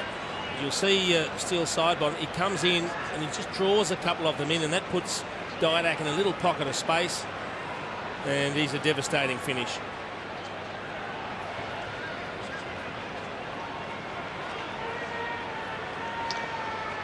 You know where that starts, though, Jason? I think it was Trengove. Yeah, in my opinion, if you've got 2 hands to it, you're clearly on top of it, mark the football. And people will disagree, but that's the reason why. 2 hands clear. He could have marked that ball, and the ball doesn't go to ground. Or alternatively, don't punch it straight into the corridor, punch it wide. Yeah, the days of the 100% defensive defender are long gone. Yeah. Possession's too valuable. If you can get it, you take it. Cassisi towards Westhoff. Tarrant, speaking of 100% defensive, he was right there. Welcome home to Collingwood. Chris Tarrant back to his old club. In fact, he's their leading goal kicker for Collingwood. On their list right now, Chris Tarrant is their highest goal kicker, 299 goals for Collingwood. And now back as a defender. And those blokes are trying to work their way from the back line up forward. That's right. Not the other way round. Lee Brown. And not sure what he was trying to do there, but whatever it was, it didn't work. No, not his finest moment in football. A priceless look on our golden coach's face up here. Dwayne, when he saw that. I actually wasn't sure what he was trying to do there. Oh, that was beautiful. He was trying to work it out of bounds without it looking deliberate, and he did it. Brogan down in the ruck. Robbie Gray ducked into that and caught just in time. Didak flicks it out. Buckley caught, flicked it out straight to Cassisi. Pearce, handball over the top. Broadbent into traffic. Tough, hard footy. It's replicating what we saw in the first 10 minutes of this game. Very competitive Port Adelaide. Brogan to Roden. Trademark sidestep to Westhoff. Hands to it. Free for an arm slap against Tarrant. And the natives are getting a little restless here. I would suggest they have really talked about that kick inside 50 at half-time, because they've definitely lowered their eyes. They've definitely tried to hit their forwards rather than bombing it in. And I mentioned before, Roden is one that can get from inside a contest to outside. And generally, look, he's not a super kick, but he generally does put the ball to advantage for his forwards. It's a tough rule on defenders. What do you expect Chris Tarrant to do? Not compete, not try to get there. To the boos. The crowd have seen it on the big screen. And maybe the footy gods are here. They cheer out of play on the full. Now, I don't mind the chopping rule, but he didn't actually grab the arm or pull it away. He was endeavouring to get somewhere near the ball to spoil. He was a little bit, he was a yard behind, but you can't expect him just to stop and let the player take an uncontested moment. 50. So maybe a slight evener upper there from the footy gods, if not from umpire Michael Vozzo. Johnson. And half-back again. Collingwood try to spread. Reid, the player they got in that Tarrant trade, to Fremantle, so they've got them both down there. Collingwood now. Thomas long. Dawes could go here, stays down. Cloak! That's why he stayed down. Had the trust. And it was a good sign for Collingwood drawing Troy Chaplin into picking up one of their key forwards and making a one-on-one contest with him, rather than have him just floating as a loose, rebounding half-back. But a very tough angle for a left footer. Yeah, this is kickable, though, for him, because he's certainly not expected to kick it. It's the ones that he's expected to kick that he misses. If you know what I mean. Some daylight between the posts. Left foot against the boundary, and that's across the face, and it's out of play on the full. So it kind of got us what we expected. And Chaplin's a big guy. 195, 100 kilos. But if you're playing loose all the time, you do lose that ability to win a one-on-one contest. And you mentioned, Jace, they did engage him. That's a worry as well as that. That is a worry when you kick it out of bounds on the full. But if you play as a loose player all the time, you start to lose that one-on-one contest ability. Port Adelaide with the free runner here. Hitchcock got no one to kick to, and run down by Tui from behind. Great chase. And now Collingwood have the free men because Port Adelaide's men have run forward. Swan, if he wants Didak, ignores it. In fact, it might be Didak's ball. Dawes, that's a push. Yeah, that was a clever kick. He kicked it into space. He could see an open pocket, and he knew Chris Dawes was on the lead, so he kicked it out in front. And that is one that's a pretty obvious one, I think, against the defender, Paddy Carlisle. Yeah, what's he likely to do? Does he run out on the left, or is he a banana? A check side kicker, Chris Dawes. Would he just go the drop punt? It's a nice kick. Yeah, he's too good a kick to go anything but the drop punt, isn't he? Surely you don't think you drop punt from there. Well, we've talked about him already today. He's arguably the finest kick at goal in the competition. Look, you can be an excellent kick. I still think the percentage of kicking a drop punt from there is so much lower than a ball that's actually going to bend from in the open field back towards the goal. So maybe he spent so much time practicing drop punts and perfection in that area is not that good a banana kicker. Well, I think you've got to practice them both. Yeah. And it mightn't be. You don't have to kick banana. I mean, I think sometimes players are more comfortable if they're reasonably ambidextrous in just rolling out on the left foot and hooking it around the corner. But what you're doing is you're opening up the angle to the goal, so you're increasing your target. Yep. And that, of course, from Jason Dunstall, a man who kicked 1,254 of them. Knows what he's talking about. Missed a few too, Dwayne. That's right, and gave a lot off. Probably from that angle I missed a few too. Gave twice as many as that off. Stewart flies, can't mark it. Off hands Johnson. Oh, Roden read that beautifully. He's got a loose player. It's Hitchcock, he needs to get it. He gets the kick away just in time. Hitchcock, will he go or stay? He should have stayed, he goes, and he's gone. It's Shaw. It was grand final-esque. Came from nowhere, ran him down and caused the turnover. Why did Hitchcock play on? Buckley wide, and it's out of play on the full. We've spoken about dumb things, Ruzi, on occasions that drive coaches nuts. You're sitting here shaking your head. Somehow Roden got the kick away. I don't know how, but then why would you play on with Heath Shaw chasing?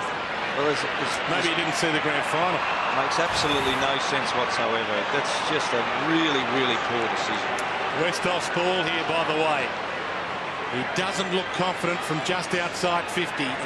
Maybe Hitchcock's play too reflects a man that's not confident kicking set shots too. Maybe that's a reflection of a bloke coming off the substitute. Yeah. Been half asleep.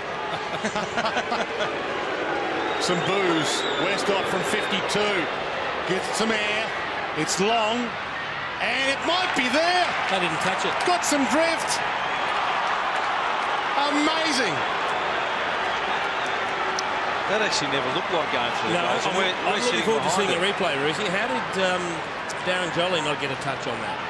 I reckon they might have had an airy next to the goalpost. Well, we saw that last night in the Geelong-St Kilda game. Talk about things that drive coaches crazy. Let me tell you, one of them is when the ruckman doesn't get behind the line. And let me just see where he is now. He is there when he doesn't jumps early.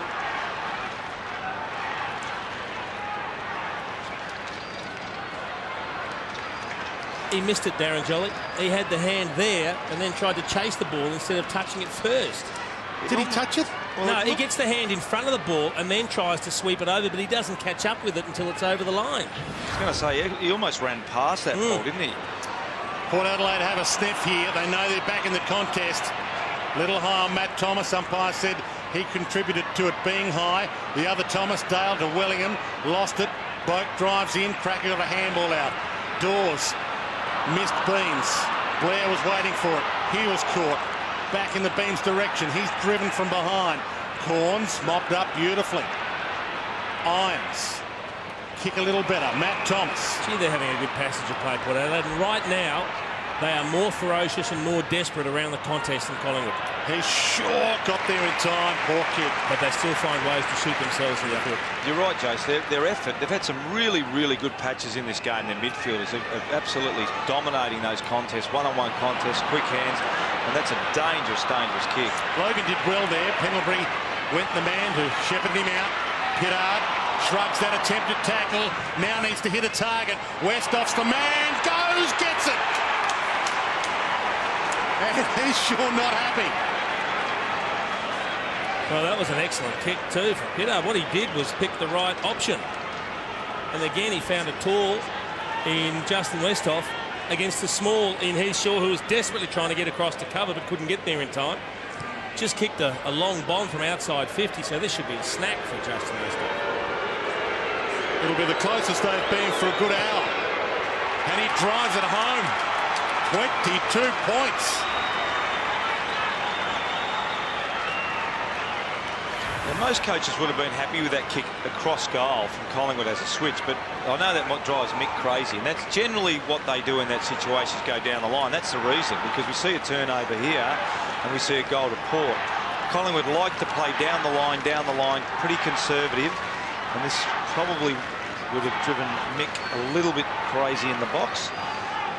And we're seeing a turnover goal from Port.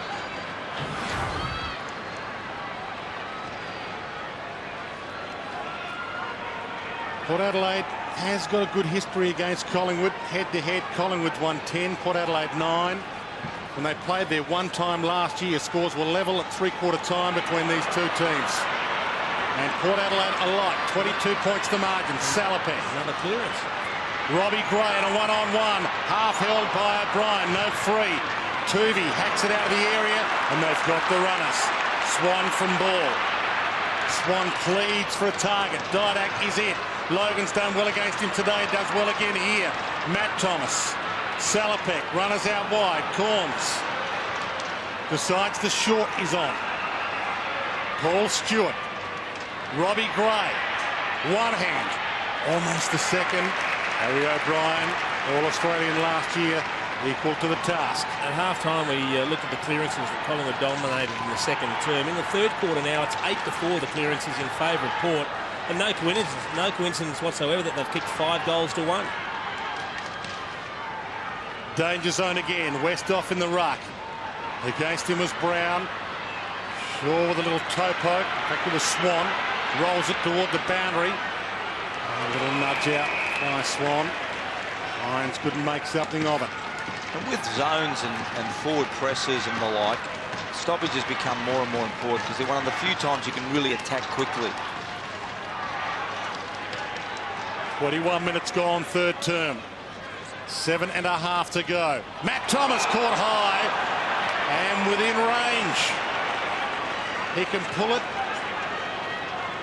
to 16 points. Well, this is an incredible surge from Port Adelaide. They're dominating the quarter. And a lot of it's happening around the middle of the ground, around the contests and the stoppages. And they've kept Pendlebury to just one touch in this third term. And they haven't let Thomas or Swan get out of control either. Bends it back, and they're shattering that air of invincibility. Must have been some good sledging on the mark, because after he kicked it, he pointed to Lee Brown, said a few things before he came off. It was a bit sloppy from Lee Brown. You look here, just no need to do that. Really sloppy. Pendlebury was there, so Thomas wasn't going anywhere at all. It's just a gimme goal when you don't really need to. Just a very, very poor tackle.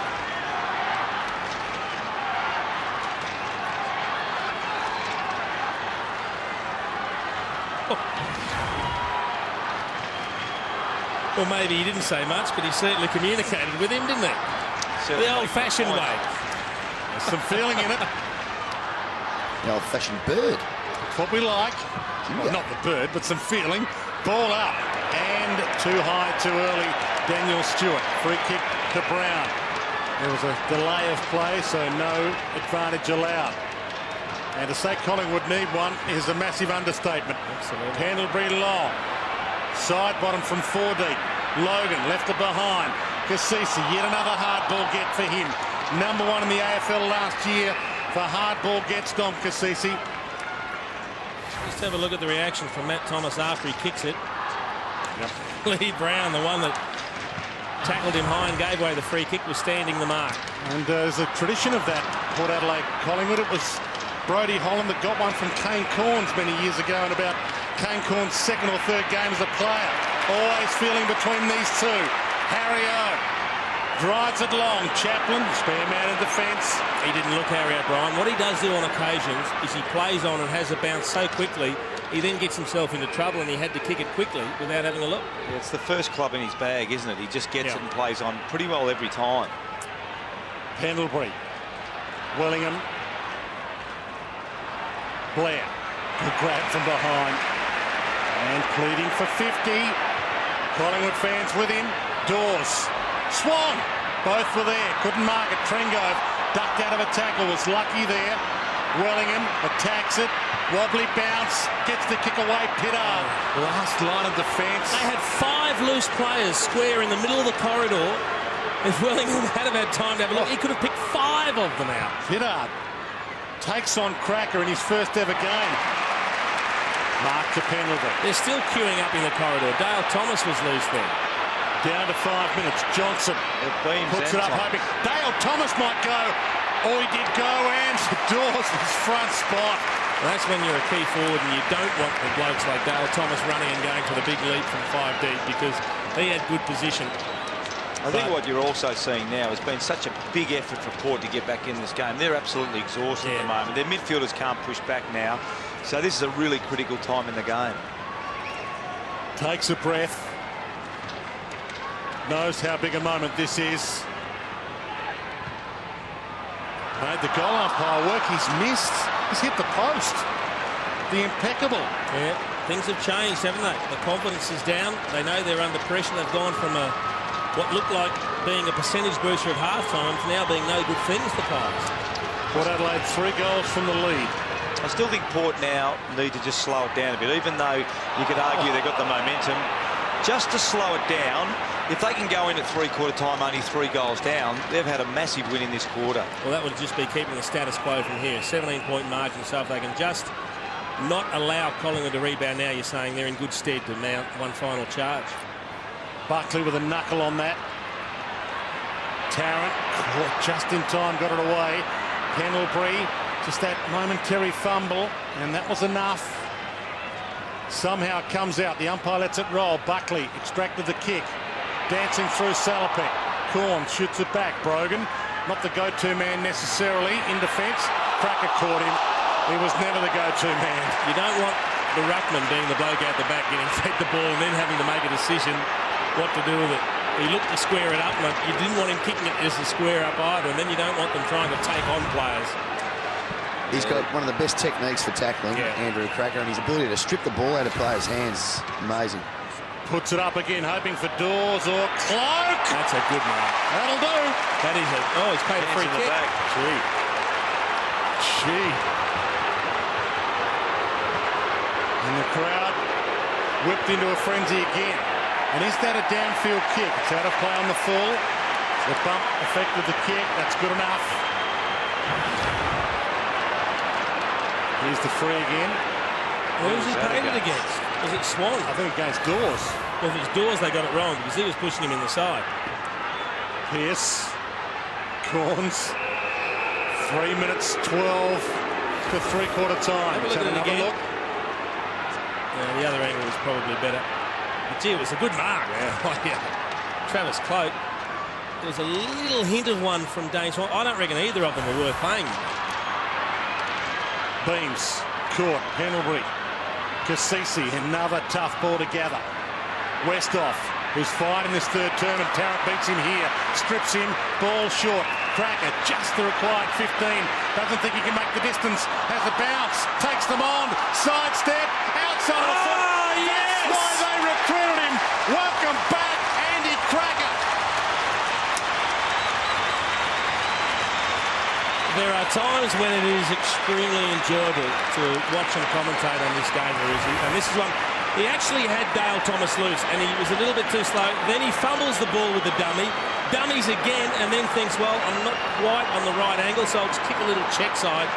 That's pure magic. A little bit of magic from Andrew Cracker. Brilliant.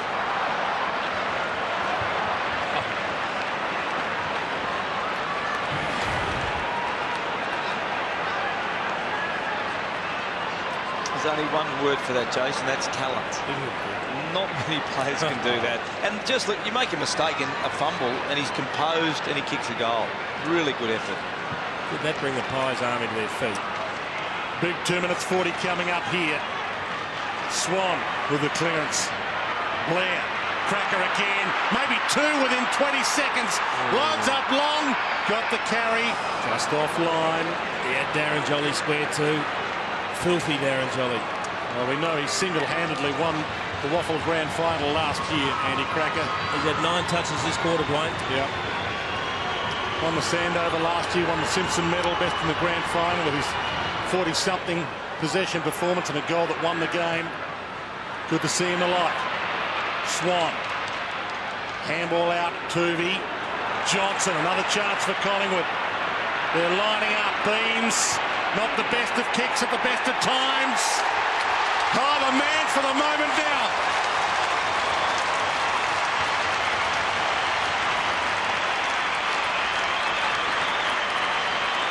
This is exactly what we were talking about, Ruzi. You mentioned the last 5 minutes they needed just to hold within that 3-goal margin, and the effort's told. Yeah, I was just thinking that, Jace. 2.5 minutes ago, I think it was, I mentioned they needed to just get over the ball, Port, and they have had it a couple of times, even from their kick-ins. Just kick a short kick in, don't turn the ball over. And I'm sure the runner would have gone out at some point and mentioned that to the players. So they've really just sort of almost cost themselves the game in this last couple of minutes.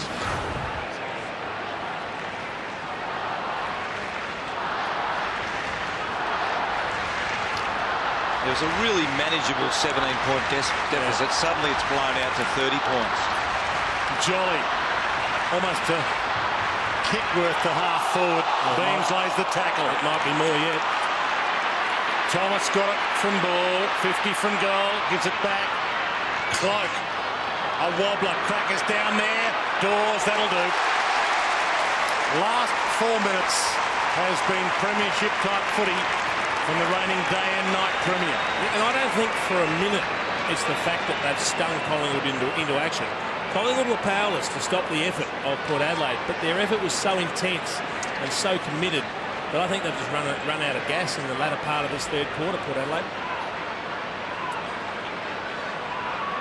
Missed one from close in earlier this term. There's number 4.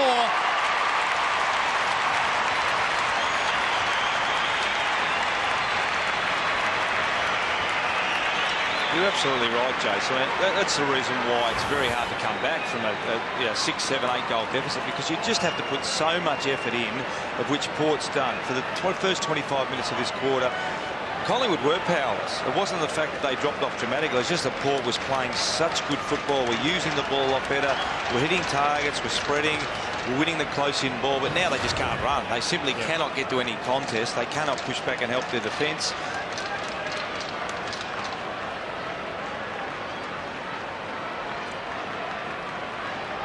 69 seconds from three-quarter time, and it can't go quickly enough for Port Adelaide. Collingwood have them on the canvas again. Brogan out of the ruck, gave it off. Matt Thomas, caught by Swan. Didn't look a legal possession. Didak Topo. Johnson, full of run, Collingwood. Beams. Got Jolly in the middle of the ground again. They really don't like that square-up kick, do they, Ruzi? No, they won't kick. Joel's have been watching him all day. Because Brogan sits behind. He's still in the middle, Jolly. He pushes forward a lot. Brogan always sits back behind the play. Joel's is a very good ruckman pushing forward. Well, took the most contested marks in the competition last year, Travis Cloak, and that was a pure example of his magnificent ability under pressure to take the big grab. And he kicked the big goal. Bending back. That was a work of art. Well, unfortunately, it has all unravelled in the last couple of minutes for Port Adelaide. That was just a bit of brute strength. He is a beast of a man, Travis Cloke. A big, strong man, and he stood tall. He held his opponents off. He pushed 3 of them out of the way. Carlisle, Trent, Gove and Dawes, he just pushed the 3 of them out of the way. Look at this, just the brute strength pushes them all out of the way, and he takes the strong mark. That is terrific forward play. I wouldn't think that would be an Alipati Carlisle's highlight tape either. That was a really poor effort just to hold his ground. You know, Cloke, as you said, came from nowhere. He did push him off, but it was a really slight nudge. But they do have some big, powerful forwards, Collingwood, that can take a contested mark. Mick House downstairs, 640th game as a coach. Second all-time behind Jock McHale, 714 games. He breaks Jock McHale's record. He'll have to do it at another club. And he's about to head out and have a chat to his Chargers, who turned it on big time. Collingwood by 42 points at three-quarter time. Well, that's been the debate, isn't it? I mean, a lot of people have been saying that the subs will have to train the next day or even the day of the game and potentially may not play the next week in the seniors because of it. Final term underway. Wellingham with the clearance. Brown up forward. Dawes about to chase it down. Carlisle with him. Cloke gives it up. Jarrod Blair. A floater, a wobbler. Tough one to mark. Pittard can't mark it. Ball in. Good result for Collingwood. He's had a real go today, young Pittard, too, as a first-round draft pick a couple of years ago. 10 possessions. Geelong boy from Torquay. Loves coming home to Victoria, or as he called it this week, God's own country. Not that he's probably not enjoying it in SA, but I wouldn't enjoy it here, I suppose. Ball, hands it up. He didn't tweet it, did he, Blake? No, he didn't tweet it. I'm not sure if he's on Twitter as we try and see this one extracted. Free kick, Collingwood again. Ball. I think he'd struggle with the distance from there, Luke Ball. He's looking around for some options. Harry O'Brien lurking. And we saw him kick a monster earlier in the game. That's across the face. Brogan got back. Dawes waiting for it. Off hands. Dragged through. He's not shy having a shot, Harry, is he? He's a backman that just loves the look of the big white sticks. And he does not look to pass it off. Pittard. He was about half a metre over the 10-yard square then. And the umpire let him go. I think he had his foot in the centre circle. O'Brien. Now, will Dale Thomas fly? He does the discipline thing. Ball off hands. Chips it toward Brown. Too good. He's got a good nudge in there. Clever roving from Luke Ball. He looked at the Dale Thomas contest and he just put himself front and square. He knew where the spoil would go if Thomas didn't take the marks, and that gave him time to line up the pass. It was either poorly judged by Carlisle or he did get a nudge because he was first there, he was in best position, and then all of a sudden he disappeared. He did use the forearm though, not the hand, so probably did it well, Lee Brown. 43 points the margin. Port Adelaide got back to within 3 goals. Can't squeeze that in. They're on the ropes again now. That's their test now to really finish off this game well. They've had enormous amount of effort pretty much for most of the game. They've just been outclassed, but they need to keep that effort up to the final siren. Cloke straight up in the air. Punch from Jolly. Down to Irons. Kane Corns. At Thomas. Turnover. Wellingham. Collingwood does make teams pay full price from turnovers. Blair, Johnson, Blair, Brown if he wants it, Pendlebury instead. Shoots it wide, Buckley uses the ball well normally, can sense a goal, sends it long. That could be a heartbreaker. His first goal for Collingwood.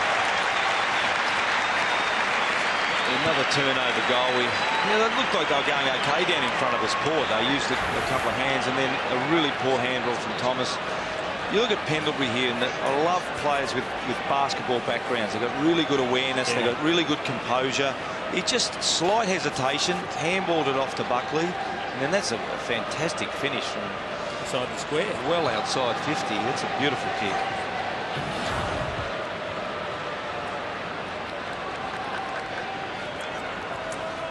And it's his ball use that we've seen him, after a year at Collingwood already, get his first game for the Magpies today. Couldn't get a game for the bottom team, Melbourne, 2 years ago. Simon Buckley, 21 games in total for the Demons. Pendlebury They're hot right now, the Magpies.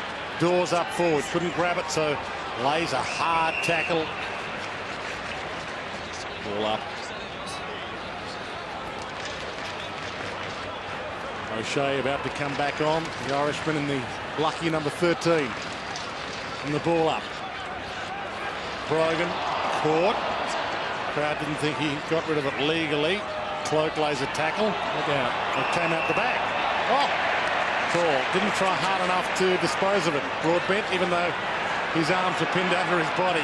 Cloak. Thomas. And Thomas in front of Thomas takes the mark. Wasn't a great kick from Travis Cloak. Needed to sit it up so Dale Thomas could take the big fly. That is a downfield. Yeah, and Pittard's hurt. Oh, he's okay. It's good news for Pittard and Dale Thomas. And Pittard, who was on Port Adelaide's list under the name of Jasper McMillan Pittard last year. I love the way players, they clean up the bloke, then they put the hands up as though, no, I didn't do anything, I'm all good. Makes it a little more obvious. West off. And they think no one saw them. Broken. A wobbler. Tough one to mark. Reed called into it. Yeah, good call from side bottom. Shaw. He can run a long way. Couple of bounces. Look away handballs on if he wants to. Back inside. Cracker can get and go. A ton of options. Sits it up and says, who wants it? Wellingham off hands. Matt Thomas. Swan. Cloak. Untidy handball again. Dale Thomas. Dom Cassisi dragged down, and he still got it. Umpire Vozzo tells him, I'll ball it up. Collingwood here again next week. They play North Melbourne. Port Adelaide at home for the first time this year. West Coast Eagles at Amy. And the ball up. Beams gets the snap away, and they can smell the 4 points now. A really good tap from the stoppage into a very dangerous hole in the corridor. I'm surprised that they didn't have some sweepers there or some numbers there, Port Adelaide. Have a look where he's able to hit the ball just over into the open corridor. It's a great snap, a great pick up and snap on the opposite foot by Dane Beams, but gee, that's a dangerous place to hit the ball and not have protection, Port Adelaide.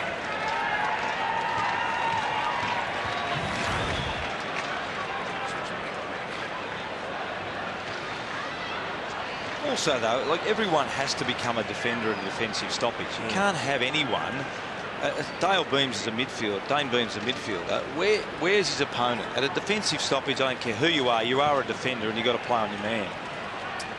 And the ball up. Gray, a little toe poke. Brogan dives through. Gray, another toe poke. Pearce. Good tackle. Johnson wasn't on his back too much. Broadbent puts it on the boot to Hitchcock, and it's just too good, sure. Wonderful player. Beams. Quiet start. He's also come alive. Buckley trying to entrench himself in this lineup. Side bottom. Bouncing ball. O'Shea knocked it away. Boak reached in, got it. Ball Stewart. Hacks it long. Matt Thomas goes and plucks it. That's a very good mark. He almost set himself up, Harry O'Brien. He got to the fall of the ball position too early. He nearly put himself under the ball. He just got there and set himself up for an opponent in Matt Thomas, who had a 3 or 4 metre run up. I mean, it's a terrific mark for a smaller bloke over a big bloke, but I reckon Harry O'Brien helped him by getting there and providing a nice base. I reckon you're absolutely right. It looked like a training drill. Still living on a prayer at the moment, Port Adelaide. With Malthouse quoting Napoleon, I'm doing Bon Jovi, but he drives it through the middle.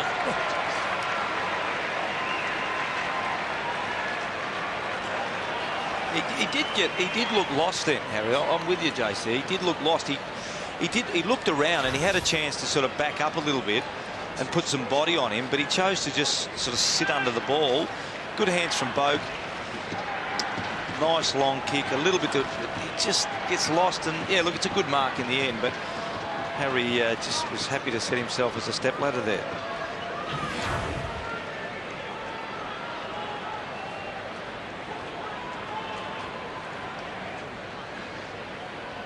It's been far from Port Adelaide's worst. Matt Thomas, 27 possessions and 3 goals. Of course, we have to take into account He spent a lot of time early on Dane Swan, who's got 28 and 3 goals.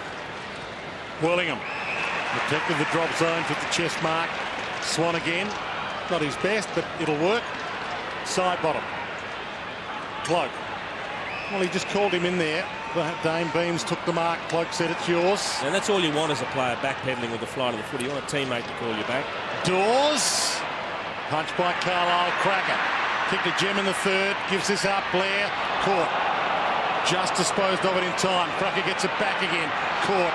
Didn't dispose of it this time, but no prior opportunity according to the umpire. Chaplin tried to rake it free.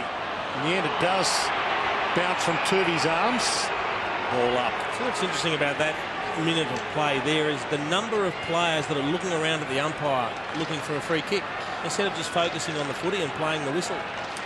Goldsack, Nick Maxwell, Leon Davis all a chance to come into this Collingwood lineup next week, so a few playing for their spot in the team. Johnson short. Chaplin. Couldn't have picked the loose bloke out better there, Ben Johnson. We saw that before, Jace, when you mentioned. I think the ball actually popped out, but all the Collingwood players had their hands in the air. The umpire was watching the Collingwood players gave a free kick. O'Shea, bouncing ball. The first game up, knocks it to his advantage. Ball's with him, and that's a win for Ball. O'Shea, family in the rooms as he was presented with his jumper. In fact, the 3 first gamers for Port. Michael Wilson, Brendan Lade, Josh Carr in the Port rooms presenting them, and O'Shea with his mum Sharon and dad Roy and brother Nick all there sharing the moment. Hoping it'll be a long and prosperous career. Snap toward goal. It's a bouncer and should be tapped through. Halfway through this final term. Just looking at Boak's game, I think he's had a pretty good game, but it's 17 possession. I think he needs to get a bit more of the outside ball. He's very good inside, very good close with his hands, but now just needs to spread a little bit more and maybe get a bit more offensive. And that's the thing we talked about earlier about going from great to brilliant. But to do that, you're also going to need the help of your teammates. You're going to need the blokes that can win that ball inside and get it out to you and allow you to use your pace. Look, I think he's always going to be an inside type player, but just to get up from a 17 to a 30 possession like a Swan type player, you really need to get some easy ball on the outside as well. Port Adelaide with a couple of early draft picks they hope will play their way in soon. Hamish Hartlett, John Butcher, they've spent early draft picks on them, but they're rarely fit. And they've got Daniel Motlop and Chad Corn sitting in the SANFL this week. Cassisi caught. Hartlett's had a real tough run with injury, hasn't he? Pendlebury. So a massive game for Port Adelaide next week at home against the West Coast. Jolly, almost the pluck. Shuffled out by Logan. Dawes tries to fight his way through the pack. Blair. Johnson. Moving wide. And a hold. And it's a free kick to Troy Chaplin. I was just watching Tarrant before there, Jason. Pendlebury had the ball. Tarrant's been away from Collingwood for a while because he thought they were going to switch it. Yeah, he ran backwards and deep into the defence. He's been with Freo where they would have switched the ball and Pendlebury said, no, mate. He did turn around and think about it, though. He did, but he said, no, we don't do that here. Wellingham keeps it alive. Buckley, Reid. Oh, gee, had to thread the eye of the needle with a handball. Gray, a little Watson jump over traffic. Well, that's a big ask. Hitchcock got 3 to beat. Harry O'Brien, Chris Tarrant among them. Fourth to chase, Dale Thomas. And now it opens up. Port Adelaide zoning. Didak. Pendlebury. Crunched. Logan knew he was there. Pearce. O'Shea. Pearce. And Gray can get and go. No one to kick to. Has to go for goal. That's the problem. Westhoff has just come off the bench. He's pushed forward, but Ben Reid's seen him. Hitchcock still no one to go to. Now Port Adelaide get players inside 50. Salopek chips it. Cracker. Look out. They've got the numbers. Didak. He's got Dawes over the top. Dawes has never kicked 5 goals in a game. He's got 4. And he hasn't got 5. They were a little bit stiff there, Port, because they had a guy coming off the ground. A forward was coming off, and Westhoff just didn't have enough chance to get down there when they had access to the ball. But the Port guys are absolutely out on their feet at the moment. Collingwood feeling it too. You can see Steele side bottom cramping up. He's just limped off the ground. He'll get a rub down. Over 35,000 here at Etihad Stadium. West off. Collingwood with around 65,000 members now. It's a monstrous number. Irons, Hitchcock, Robbie Gray. You'll have to get the skates on to get that. You know, Cameron Hitchcock, since he's come on as the sub, he puts himself in some good positions. He can actually get the footy.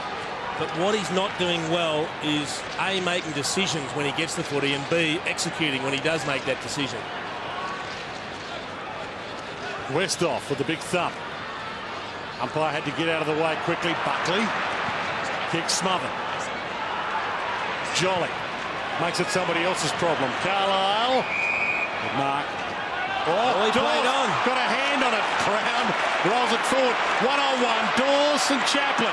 Chaplin tried to knock it out. Dawes towed it out. He had an open 50. Geez, he was hunting hard after that. Big Dorsey too. I'll tell you, it's a big 10 minutes from an injury point of view now, Jason. You mentioned before, because they're all fatigued now. They're all fatigued. Yep.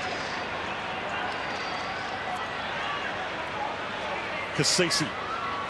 Thumb clear by Pittard. Bad option. Swan. Dawes with 2 to beat. Almost beats them both. In fact, it was 1-on-3 in the end. Corn's got the crumb. Out of play on the full. He got there, Dawes, but the ball was floating so badly. I don't think anyone was going to hold on to that. That's a finger brace. Blair backs back. He was called in beautifully by Dale Thomas. Still needed the courage, as you said. I like the way this kid plays. I really do. I think he's smart. He's clever. He's overcome the size obstacle where a lot of people wouldn't have been interested in him. He works his butt off. He's got some toe. And he's not afraid to go where the big blokes or where the hard blokes go either. And we might have a change here. I think the sub, McCaffrey, is about to come on. We'll check with Liam Pickering shortly. Cracker. He's got the vest on now. Okay. Blair. Becoming a bit of a cold hero. Yep. And a kind of celebration, thankfully. You'd like to think that McCaffrey go in the midfield, wouldn't you? He's going down the forward line. You'd like to think you'd almost pick up the phone and say, Mick, listen, there's about 9:14 to go. Can you just throw me in the middle of the ground? I'm fresh. I'm ready to go. He's going to go deep down in the forward pocket. Gee, that's gutsy by Blair. Going back with the flight, he had to stretch with the arms and open the body up. Could have been hit by a truck coming the other way. Didn't care. Just focused on the footy. Really liked the way he goes about it.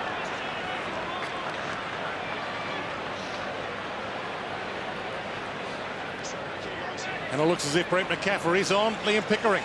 Yeah, Andrew Cracker now with the red jacket has a very good debut game here for the Pies, young Cracker. And McCaffrey's on for 10 minutes of footy. Not bad to earn your paycheck that way.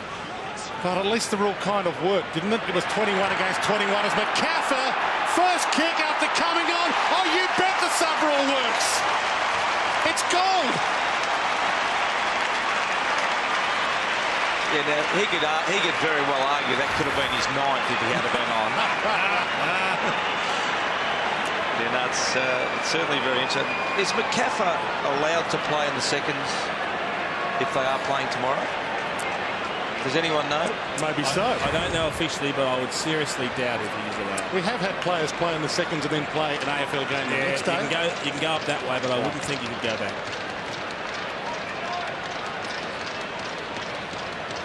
So the sub rules worked in 2 ways. One, since Jay Schultz came off, it's still been 21 against 21. Hasn't really cost Port Adelaide a player. And McCaffrey comes on and kicks a goal with his first touch. It's interesting, as Ruzi was talking about before, you look at that injury watch over the last 10 minutes. The sub rule's there to stop the collision impacts. Yep. But what it may do is increase the soft tissue injuries through fatigue. Stewart, high, no one home. Hitchcock might get there. Sure got there first. And here they go again. Bellingham. Well, he made that tough for Dar Thomas. Lucky Daisy is as good as anyone. Bounce pass, Pendlebury gives it back. Caffer. Wobbler inside 50. Tough for Chaplin to mark. Blair dropped it. Buckley. Great user. Magnificent user.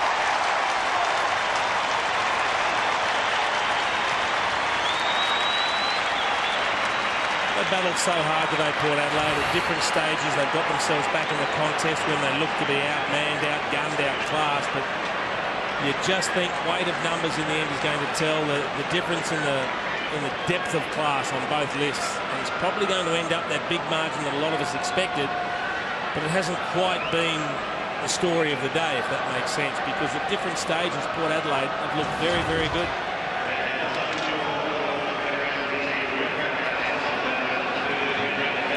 I think you're absolutely right, Jason. I think it's a 9-goal or 11-goal now deficit, but it certainly hasn't looked like that sort of game. Port just squandering a lot of opportunities with their foot skills going inside 50, but their effort's been very, very good. They've just dropped off at times, and that's when Collingwood have smashed them. Tough part for Port is there's still a lot of time in this game to go. Ball short. See what they are doing now, Collingwood, getting some run from behind the footy. Play on advantage there, long to the square, side bottom, fist away. Jolly run once again. Jolly running inside 50. He seriously could have kicked 3 or 4 goals today, Joel. He could have, but someone's going to have to get out and either tell the rest of them to look for him or tell him, mate, we're not squaring it up. So if you're not down the line of the footy, you're not going to get it. Corns, go and get that. Hard ball get for him. Broadbent runs into his own man, extracts a kick. It's coming back. Pendlebury fumbled a couple of times today. Un-Pendlebury-like, given his season last year. Johnson. No one home for Collingwood. Beams tries to make a contest. No hope. Carlisle. To Pittard. Not going to like the view when he looks up. There's no one there. That's why he's just holding it, looking around, thinking, where on earth am I going to kick it? To a 2-on-1. O'Brien, one of the two. Ball. Gray ties him up. Drags it under. And now he's dragged into it with the ball. Umpire Vozzo right on the spot. Tells them to get on with it. Pearce. Hitchcock again. So Hitchcock hasn't got a lot to go to. He's got Stewart short. It's his only option, and he hits him. Stewart plays on. Cassisi getting back. Swan with him. Cassisi really motored. Takes the mark. Oh, he thought about it. Didn't take enough of a step. Crowd wanted the play on call. We're enjoying this. Collingwood fans, what a summer they've had. And they're back in love with this magnificent Collingwood machine.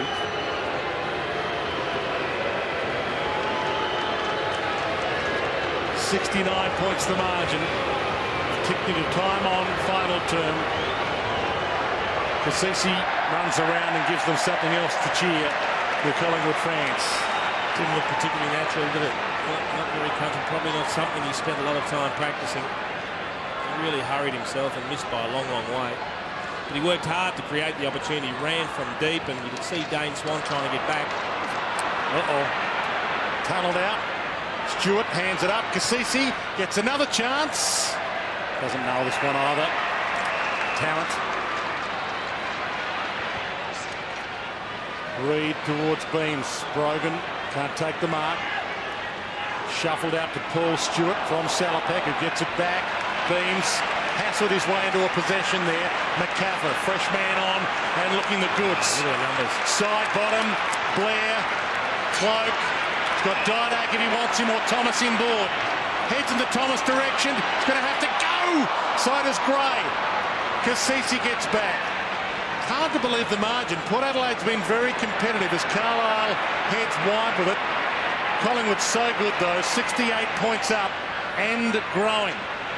McCaffrey gives it up.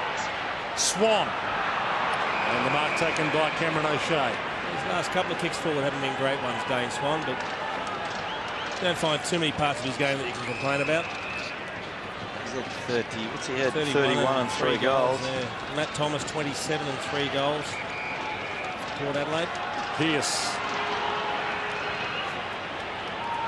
sits it up for maybe Tarrant to go. O'Brien went as well. Ben Johnson, the #1 possession getter on the ground. He's got 32 and kicked a goal.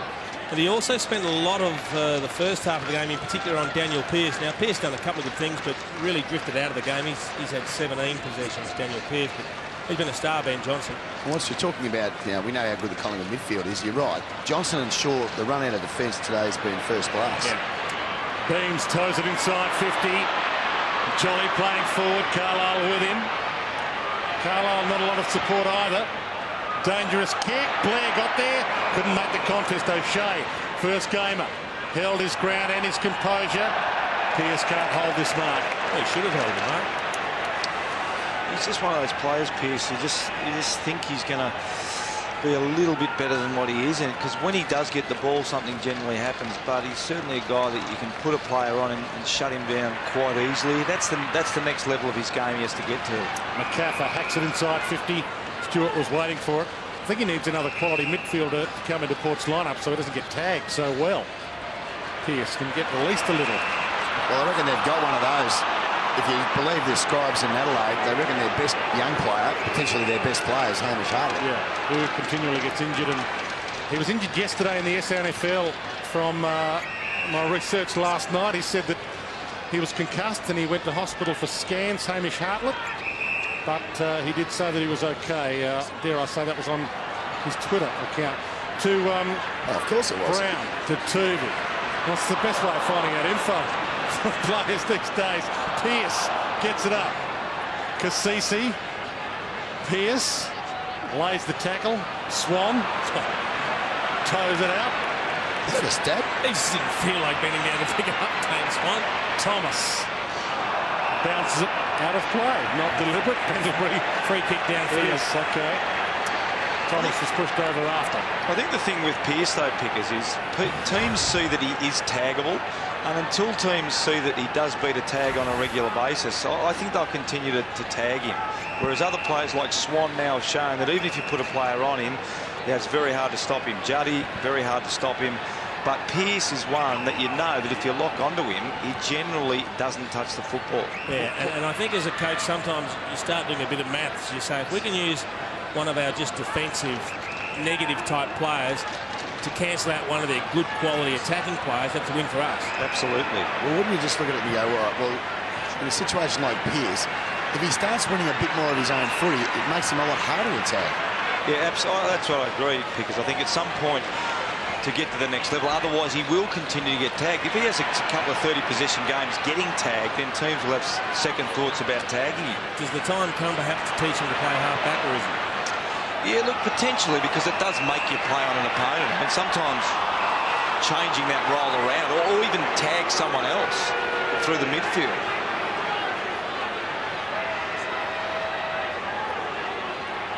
Cassisi.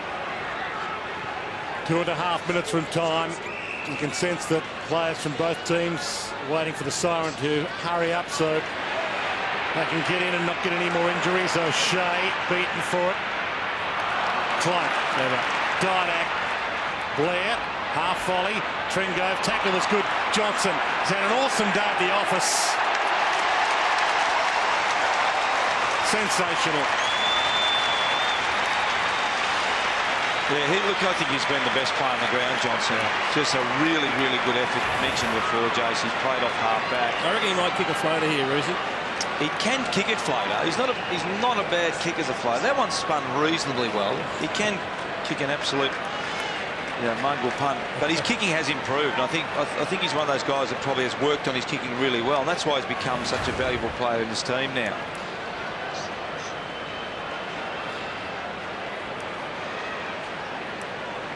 Spot in the team, spot on the list, was in trouble a couple of years ago. Ben Johnson has a great affinity with Mick Malthouse. He was picked 62 in the 99 draft, and his first game for Collingwood was Mick Malthouse's first game at this club as coach as well. He, Josh Fraser and Leon Davis all joining the club together. Good chance for a late one for Port Adelaide. That's wide from Broadbent. In fact, so wide. Out of play on the full. 35,773 here to see Collingwood begin its premiership defence. Pendlebury, Thomas, the usual suspects. The crowd urging them on. And Jolly pushing forward again, Jace. And still got ignored and still got the hands up in despair. Cloak goes up, takes the pack down, Corns. And there's a free. It's Cloak's ball.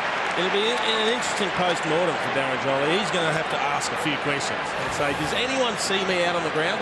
I'm 6 foot 100, and no, it's like I'm invisible. I'm going to ring him during the week, find out what's going on, because he could have kicked 6. Tringo with the hand, first in the back, then on the jumper.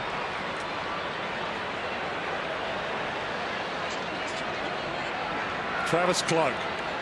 No pressure on this kick. For the biggest margin of the game, can make it. Well, the behind makes it 75. It's still the biggest of the game. It's been an emphatic victory after Port Adelaide got within 3 goals in the third term. He flushes them and he shanks them, Travis Cloak. There's not much in between. Yeah, look, he is a very good player. I rate him pretty highly, but to go that next level, he needs to be nailing goals more regularly. Logan, who's had the job on Didak, maybe gives Didak a kick here. He's done it pretty well, though. Didak, 15 touches and 1 goal. Yep. Pendlebury thought about giving off to Didak. He was still lurking. Thought he could have got that one because he was in the vicinity for out of bounds on the full. Port Adelaide with every player bar one ahead of Dane Swan. O'Brien, Pendlebury, Buckley. His first game's been good for Collingwood. Pendlebury, no prior opportunity. They are all spent. Daniel Stewart backs into a tackle. He is trying to get rid of it. Ball up.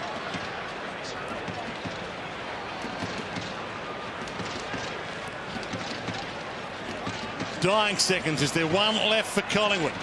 Blair, Swan, awesome goal on the quarter-time siren. Doesn't go for goal here. Turvey marks after the bell. Collingwood, the reigning day and reigning pre-season premier, in a 24-goal afternoon in front of 35,773 vocal fans, showing that they're still the team to beat. In 2011, 24-11, 155 to 12-8-80.